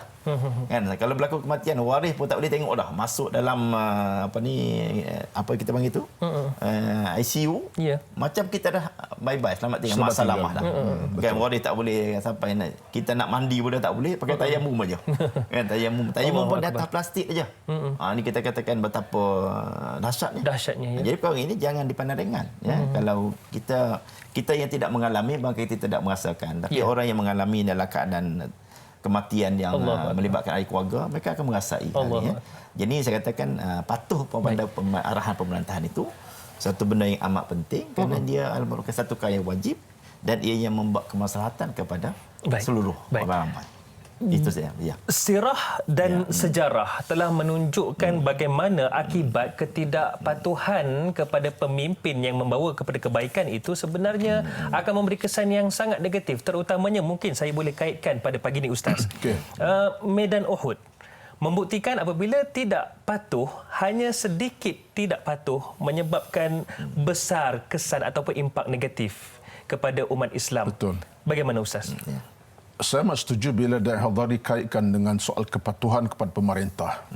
Dalam perang Allah SWT telah berikan kenyataan kepada kita. Akhirnya, tentera Islam tewas dalam perang Uhud. Pada bulan Syawal tahun ke-3 Hijrah. Ya. Tuan-tuan puan-puan, cukuplah mengajar kita sejarah itu. Lepas tu kalau kita kaitkan dengan dunia sekarang, bila Datuk sebutkan tadi tentang kepatuhan masyarakat kepada undang-undang, saya kira soal al-khudu', kepatuhan kepada undang suatu kemestian sebenarnya. Dia bukan cakap negara saya, dalam rumah tangga pun kalau dalam rumah tangga dia adakan undang-undang, tak patuh, rumah tangga akan hancur. Ayah kata kepada anak, jom kita solat berjemaah. Ni dekat Zuhur. Anak buat tak tahu. Akhirnya akan timbul banyak implikasi yang negatif kepada rumah tangga. Jadi kalau negara lebihlah tuan-tuan, sebab negara ini kita negara tuan-tuan ada masyarakat pelbagai, sebut tadi multiracial. Ada non-Muslim, ada Muslim, agama pelbagai. Jadi kalau tak ada satu sistem yang mengatur kita dalam konteks negara, apa yang berlaku ialah kehancuran, kebinasaan. Sebab itulah bagi saya ingat bila disebut Datuk tadi, saya sebut di awal tadi tentang fiqh al-muwatanah. Itu fiqh kewarganegaraan ni, Al-Qardawi dia bawa cerita ini. Kata Al-Qardawi dalam tulisan, saya catat di sini, dia kata apa? Bila bercakap tentang fiqh kewarganegaraan ni, payah nak sebut ya, fiqh al-muwatanah ini, kata beliau, ada 3 asas utama. Yang pertama, fiqh itu bertujuan untuk apa? Untuk jadikan manusia dalam keselamatan. Sebab dalam Islam kita ada namanya maqsad syariah. Hifdzuddin, hifzun nasab, macam-macam kan. Keturunan, macam-macam. Yang kedua, untuk jadikan masyarakat dalam keadaan aman sentosa. Keselamatan terjamin. Yang ketiga, untuk menghalang daripada berlakunya perpecahan kemusnahan. Sebab manusia ni tuan-tuan, saya tak tahulah, mungkin satu aspek yang saya sentuh ialah manusia ini, dia mudah sangat berlaku perpecahan kemusnahan. Negara ini kalau tak dikawal dengan rukun negara yang betul-betul mantap kuat, perpecahan berlaku. Maknanya di sana masyarakat timbul rasa tak suka, tak seronok, menimbulkan satu situasi yang kurang aman selesa. Berlaku di sana benda-benda yang membuatkan soal perkelahian yang berpanjang. Ini antara. Banyak negara dunia sekarang mengalami situasi itu. Kerana prinsip negara mereka mungkin tak cukup kuat. Akhir berlaku perangan. Kabilah contohnya. Akhir masyarakat hancur. Saya sebut negara mana tapi itu kenyataan. Takkanlah kita Malaysia sebagai negara macam itu. Tolonglah tuan-tuan, negara kita adalah tempat kita. Untuk anak cucu kita. Sebab itulah bagi saya prinsip negara ini, prinsip untuk keamanan sejagat, bukan untuk setempat, sejagat. Jadi Malaysia negara contoh sepatutnya. Wallahualam. Itu dia, bukan untuk kepentingan mana-mana individu ya Ustaz dan Datuk ya, tidak, tetapi ia adalah untuk kemaslahatan ummah dan juga kelangsungan kecemerlangan generasi pada masa hadapan. Baiklah, satu soalan daripada Mazni Hassan Datuk dan juga Ustaz. Kata Mazni, Assalamualaikum warahmatullahi wabarakatuh, Ustaz, dai serta kru yang terlibat. Waalaikumsalam. Konsep satu Malaysia akan membawa aspirasi untuk memperkukuhkan hubungan kaum. Maksudnya kita berada dalam kesatuan bagi memastikan rakyat Malaysia dapat menjalinkan perpaduan yang lebih erat. Sebagaimana kehendak prinsip rukun negara, perkara yang perlu diwujudkan adalah semangat perpaduan dan perasaan hormat menghormati dalam kalangan kaum. Soalan saya, apa pula akan jadi sekiranya rukun negara ini tidak dimeterai? Silakan. Mungkin Datuk, silakan. Ya, sebagaimana saya sebutkan di awal tadi, maknanya matlamat pembentukan rukun negara itu sendiri ialah untuk perpaduan. Itu di mana kata kunci dia perpaduan. Itu kalau kita tengok kepada pembentukan oleh satu majlis gerakan negara yang setelah berlakunya 13 Mei ya, pada tahun 1969. 1970 jadi rukun negara ini keluar. Jadi sudah tentu di sana ialah mesej utama ataupun kita katakan ultimate goal lah kata orang Jawa kan. Maknanya matlamat di paling tinggi pembentukan kita katakan rukun negara ialah untuk perpaduan ya. Jadi di sini saya katakan kalau itu yang merupakan mesej utama, maka setiap orang itu harus menjiwai, menghayati dan menterjemahkannya dalam konteks kehidupan seharian. Kalau setiap orang tu bukan sekadar dia menghafal. Ya. Kalau hafal, anak-anak kita kat tadika pun boleh hafal kan. Rukun negara ni sebab kita di sekolah kita diajar begitu. Kan kalau ketua ketua pelajar kalau kita sebut kan. Betul. Tetapi sebenarnya menjiwai prinsip itu yang paling penting supaya wujud perpaduan. Artinya kita praktikkan.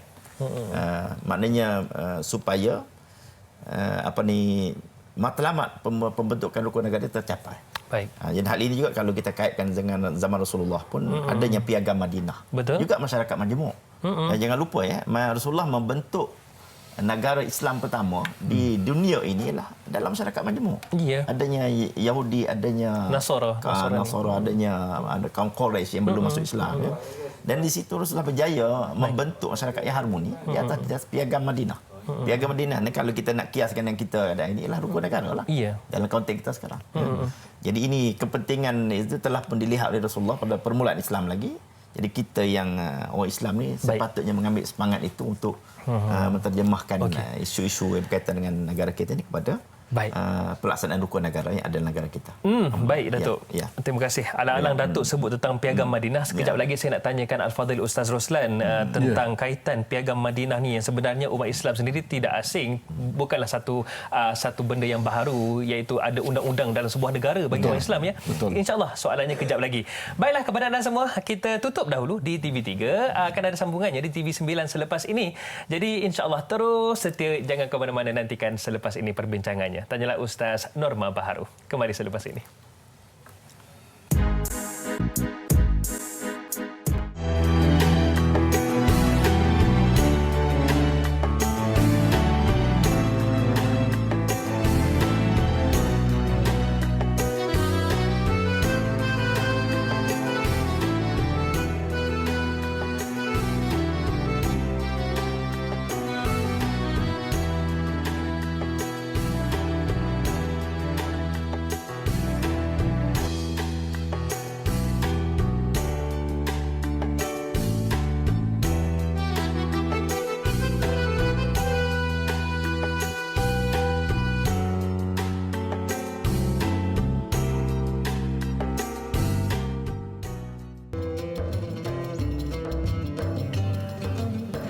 Alhamdulillah, Tanyalah Ustaz Norma Baharu kembali bersua kita dalam Tanyalah Ustaz pada pagi ini, dan kita terus menonton di TV9 dan juga masih ada yang menonton di laman sosial kami di Facebook kami Tanyalah Ustaz TV3. Terima kasih diucapkan kerana sokongan dan juga tontonan anda lah kami terus kukuh berdiri di sini untuk memberi manfaat buat semua, insya-Allah. Doakan kami istiqamah. Amin ya rabbal alamin.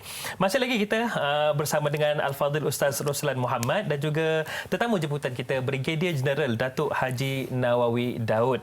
Baiklah, kita bincangkan hari ini tentang 5 rukun, iaitu rukun negara.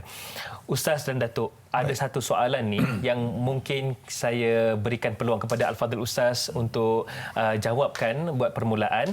Daripada Faizal bin Ahmad di Facebook. Katanya Perlembagaan Persekutuan memperuntukkan bahawa agama Islam adalah agama rasmi negara. Sahih. Namun agama dan kepercayaan agama lain bebas diamalkan.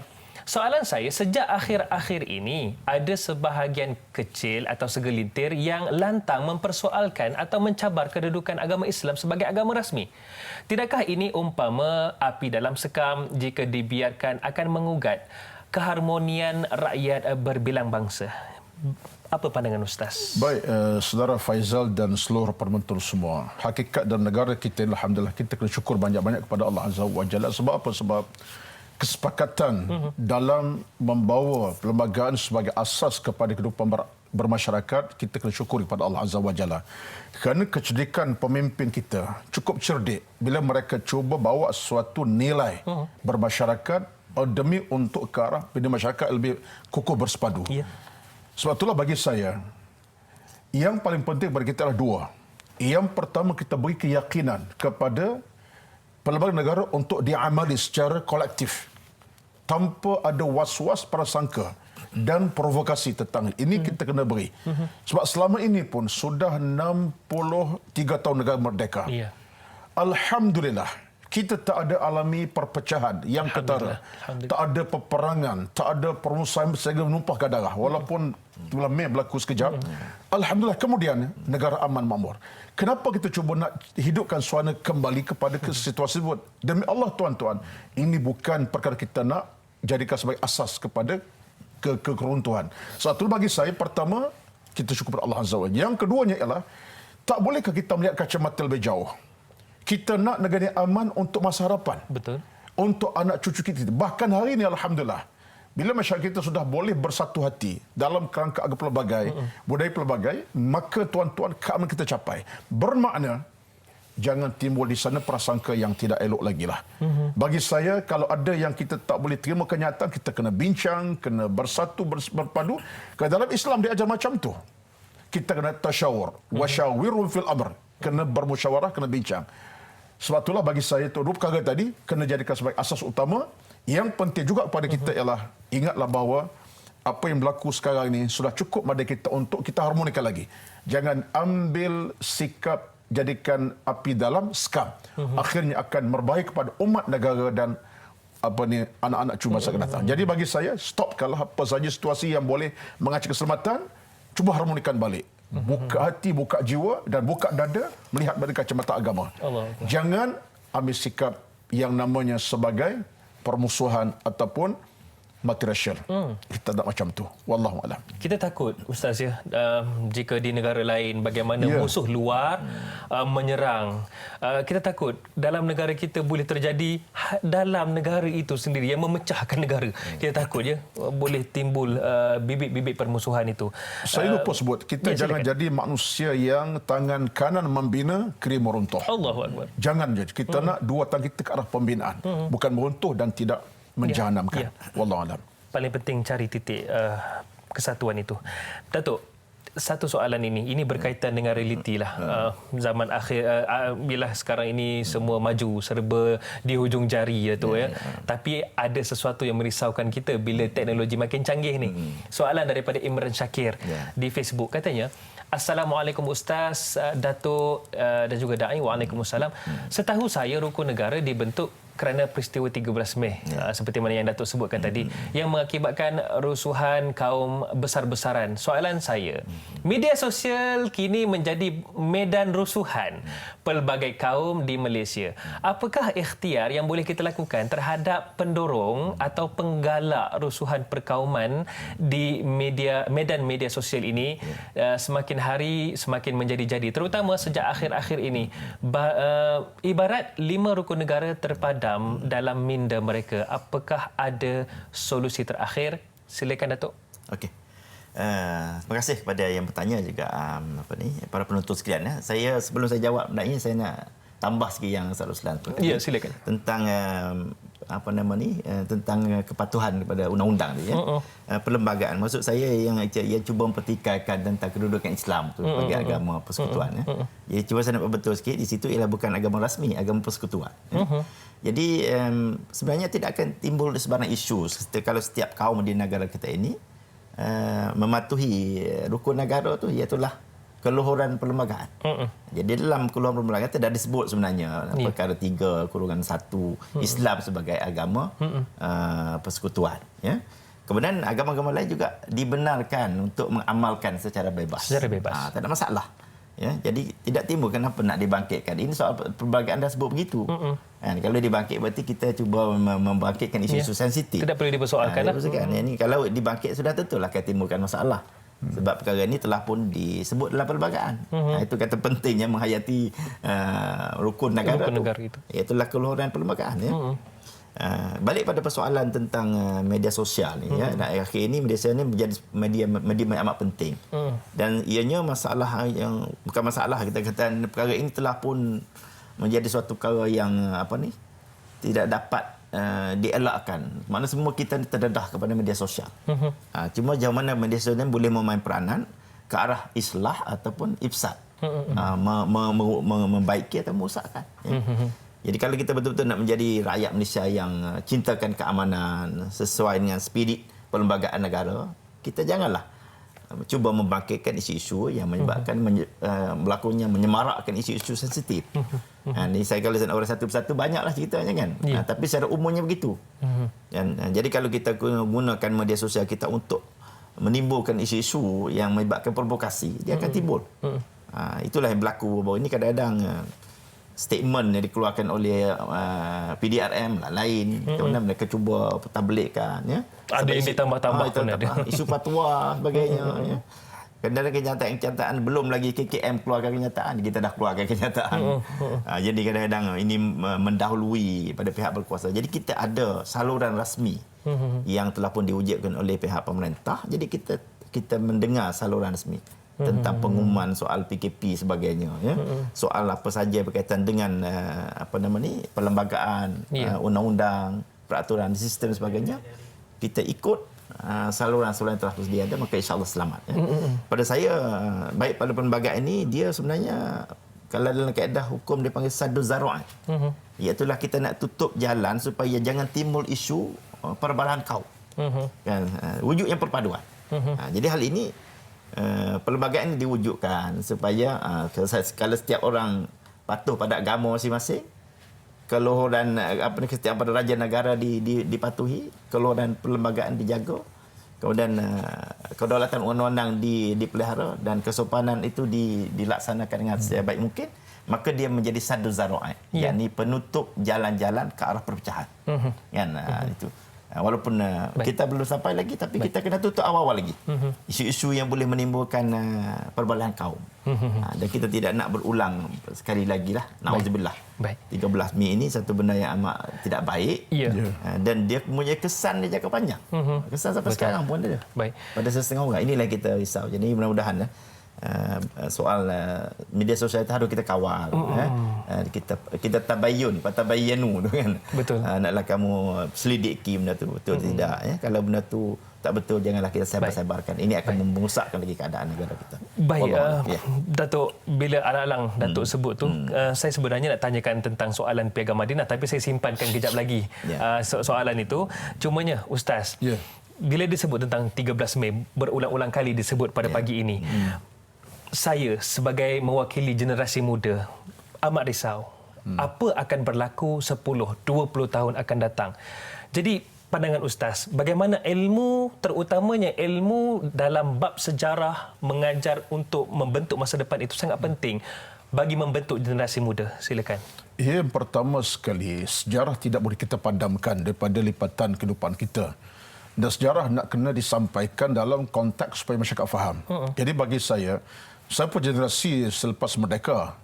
Tahun 69, saya dalam usia baru 6 tahun pada masa itu. Ya, kita tak tahu. Kita hanya tahu sejarah itu setelah kita dewasa.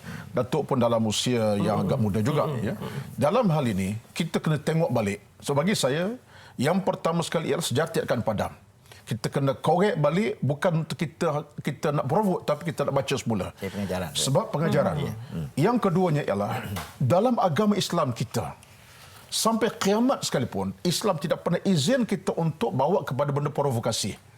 Sebab dalam Islam, saya ambil contoh yang mudah, kita boleh fikir. Kita berdosa dengan Tuhan kan? Kita berdosa, apa kita lakukan? Kita minta ampun. Bila Allah ampun, Allah tak akan buka rahsia keaiban kita. Allahu Akbar. Sebab tu bila kita minta ampun, Allah akan tutup keaiban kita selama-lamanya. Sebab kita minta ampun. Sebab tu Allah sebut Quran, Nabbi ibadi anni anil ghafur rahim. Khabar pada hamba, aku nampak mengampun.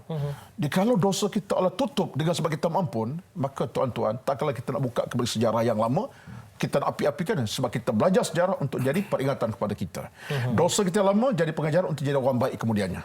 Itu falsafah saya lah. Wallahu a'lam. Allahu Akbar. Itu dia, terutamanya dalam kita menghadapi situasi genting COVID-19 ini. Jika kita betul-betul menghayati bagaimana sejarah di negara-negara yang lain, tahun-tahun yang sebelum-sebelum ini, nescaya kita akan patuh kepada arahan yang membawa kepada kebaikan, dan insya-Allah segala provokasi yang membawa kepada perpecahan juga kita mampu untuk tepis, insya-Allah. Dan tutup. Ya, Ustaz dan juga Datuk, ya. Insya-Allah. Baiklah, sekejap lagi kita nantikan perbincangan berkaitan dengan Piagam Madinah. Apakah itu? Nantikan selepas ini.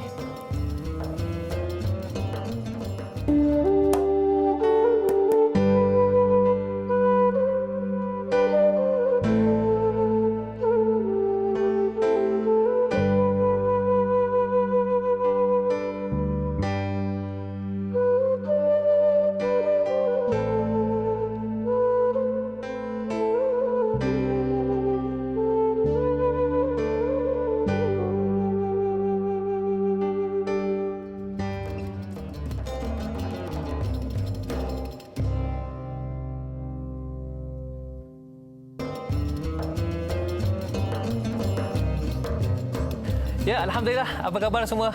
Semoga dalam keadaan sihat sejahtera. Yang mungkin baru menonton kami, Alhamdulillah, tanyalah Ustaz Norma Baharu hari ini bersama saya Da'iyah Hadari, dan kita masih lagi bersama yang berbahagia Ustaz Ruslan Muhammad dan juga Brigadier Jeneral Datuk Haji Nawawi Daud. Dan kita bincangkan hari ini tentang topik yang sangat dekat dengan kita.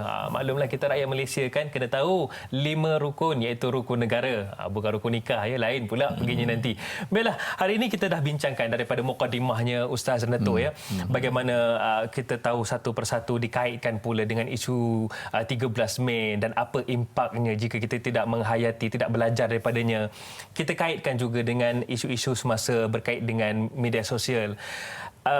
Alangkah baiknya kalau saya bawa perbincangan di blok yang terakhir ini, kita flashback, kita pergi ke bahagian yang sangat penting. Sebenarnya umat Islam tidak jauh daripada sejarah, iaitu tidak jauh daripada prinsip-prinsip itu sendiri, iaitu berkait dengan Piagam Madinah.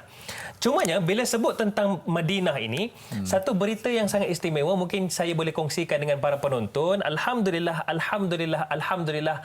Akhirnya kota Mekah mula dibuka. Ini satu berita yang sangat gembira kita dapat, dan saya petik ini daripada extra.com.my, di mana bermula esok Kerajaan Arab Saudi mengumumkan kota Mekah akan mula dibuka, iaitu 31 Mei secara berperingkat. Dan mengizinkan masjid dibuka semula untuk solat Jumaat. 2 fasa pelan penyesuaian membabitkan kota suci ini bertujuan bagi melonggarkan sekatan berikutan kes penularan COVID-19. Allahu Akbar, Alhamdulillah. Itu dia ya Ustaz dan Datuk ya. Begitu kita rindu dua tanah suci tersebut, yang mana saya pun sempat bertemu dengan Ustaz Ruslan ketika di Madinah dan juga di Mekah tempoh hari ya. Ustaz ya. Islam bertanya-tanya lah ni. Allahu Akbar. Betul. Ramai yang hari itu bulan Ramadan cadang nak pergi tak dapat pergi ya. Allahu Akbar. Mudah-mudahan dipermudahkan segala urusan insya-Allah. Baiklah Ustaz dan juga Datuk. Ya. Baik. Bila sebut tentang Madinah dan Mekah ini, umat Islam pernah diperkenalkan oleh Rasulullah SAW, iaitu tentang Piagam Madinah. Apakah itu sebenarnya Piagam Madinah dan apakah manfaat di sebaliknya? Silakan Ustaz. Pertama sekali Hadari, saya dapati dalam perbincangan para ulama sirah, mereka telah seolah bersepakat menyatakan, termasuklah apa disebutkan oleh Al-Qardawi sebagai tokoh semasa kita, Al-Wakil termasuklah disebutkan oleh Az-Zuhaili dalam tulisannya, termasuk itu disebutkan sama oleh ramai kalangan ulama-ulama sirah menyatakan bahawa Piagam Madinah ini adalah piagam yang paling terbaik dalam sejarah. Ya. Pertama, kenapa? Pengasas siapa? Pengasas ialah Nabi sallallahu alaihi wasallam. Sebab tindakan Nabi tepat. Ya. Fikiran Nabi benar. Cara Nabi betul.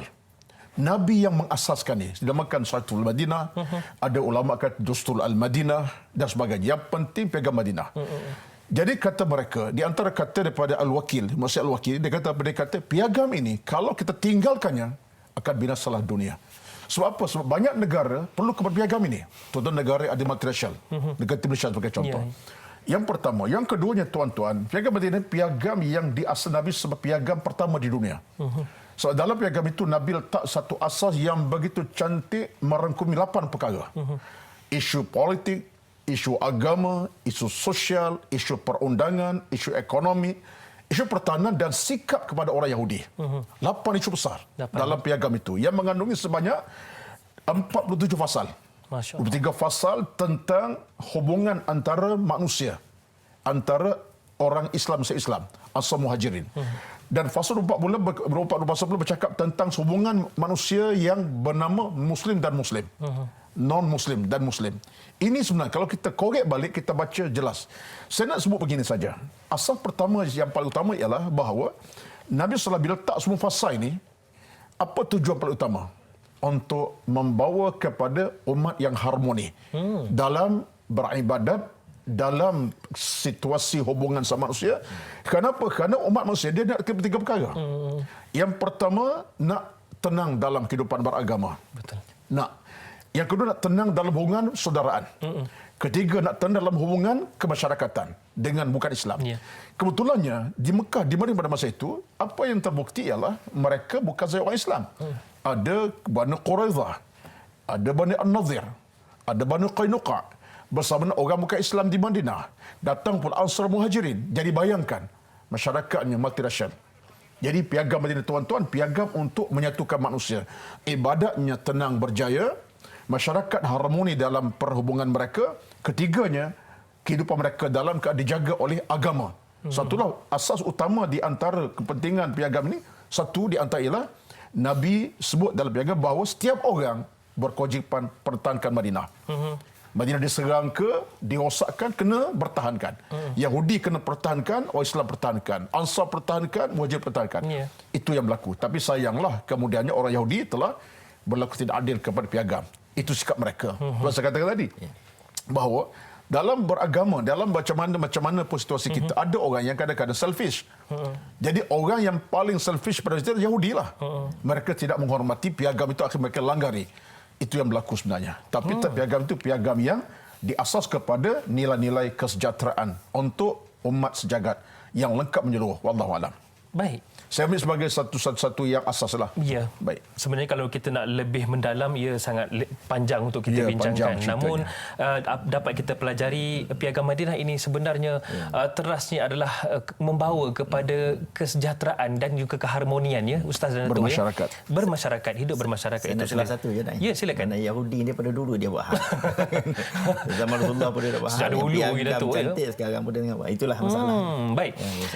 Prinsip keramat kepercayaan kepada Tuhan, kesetiaan kepada raja dan negara, keluhuran perlembagaan, kedaulatan, undang-undang, kesopanan dan kesusilaan. Itulah perbincangan kita pada hari ini. Pesanan daripada Datuk mungkin mewakili mereka yang berada di barisan hadapan yang mungkin ada sesuatu yang nak dipesankan. Silakan Datuk. Ya, terima kasih.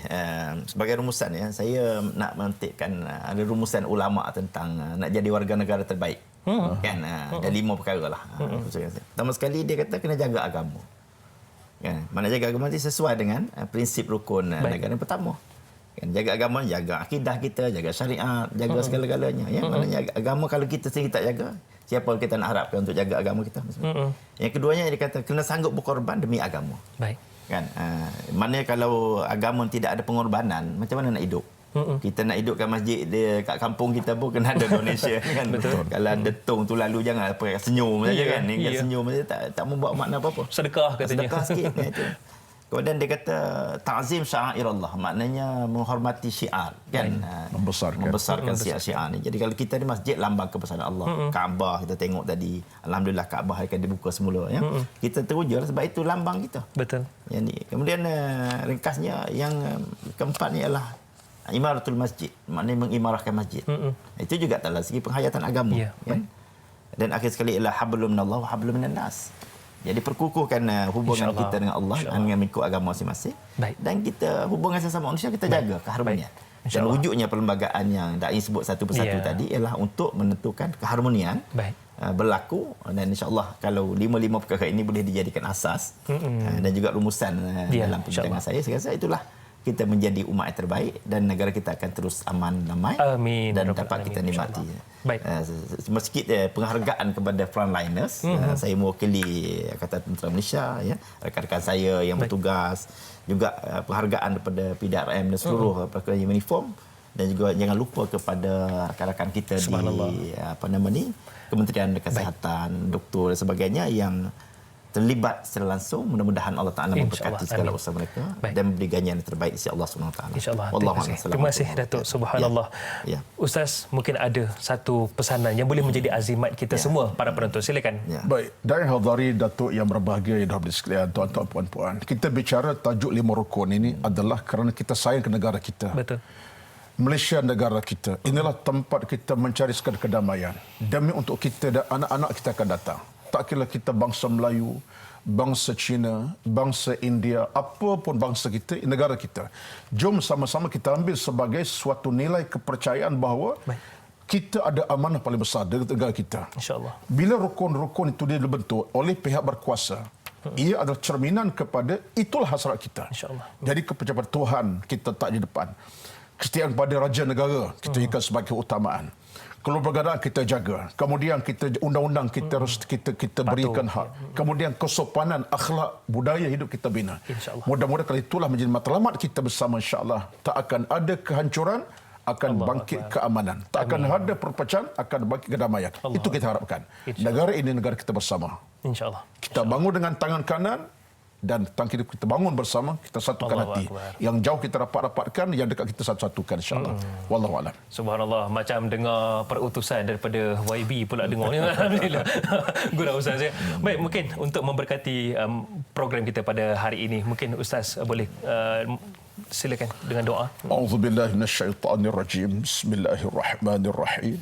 Alhamdulillahi Rabbil Alamin. Amin. Wassalatu wassalamu ala Rasulil Amin wa ala alihi wa sahbihi ajma'in. Amin. Allahumma inna nas'aluka salamata wal afwa wal afiyata birahmatika ya akramal akramin wa ya arhamar rahimin. Ya Allah, ya Tuhan kami, satukan hati-hati kami ya Allah di atas keimanan kami kepadamu ya Allah. Jadikan kami rakyat yang berjasa buat negara kami tercinta ya Allah. Jauhkan kepada sebarang hal yang memburukkan keadaan kami ya Allah. Jadikan negara aman, bahagia, sentosa ya Allah. Jadikan kami rahmatmu ya Allah, berkekalan ya Allah. Ampunkan dosa kami. Rabbana atina fid dunya hasanah wa fil akhirati hasanah wa qina adzaban nar. Wa sallallahu ala sayyidina Muhammad walhamdulillahi rabbil alamin. Amin. Minna wa minkum taqabbal karim. Terima kasih kepada yang berbahagia Al-Fadhil Ustaz Rosal Muhammad kerana sudi bersama dengan kita, dan terima kasih juga kepada Brigadier General Dato' Haji Nawawi Daud yang turut sudi bersama dengan kita. InsyaAllah mudah-mudahan kedua-duanya diberkati oleh Allah. Amin ya rabbal alamin. Ya Allah. Baiklah para penonton sekalian, jangan lupa esok bersama dengan sahabat saya iaitu Da'i Azrin, yang mana esok kita akan ada Tanyalah Ustaz, perbincangan kita berkaitan dengan kita jaga kita. Iaitu bersama dengan dua orang tetamu, Al-Fadhil Ustaz Muhammad Zarifi Daud dan juga yang berbahagia Datuk Dr. Haji Muhammad Fadilah Kamsah. InsyaAllah nantikan esok. Baiklah para penonton sekalian, nak cari ketenangan, nak cari keamanan, nak cari kesejahteraan di mana? Tak jauh. Ada pada satu perkataan iaitu Islam ataupun salam. Moga-moga kita sama-sama menghayatinya. Terus patuh dan hayati 5 rukun negara. Saya Dai Hadari mohon permisi undur diri. Sehingga itu, Assalamualaikum warahmatullahi wabarakatuh. Salam.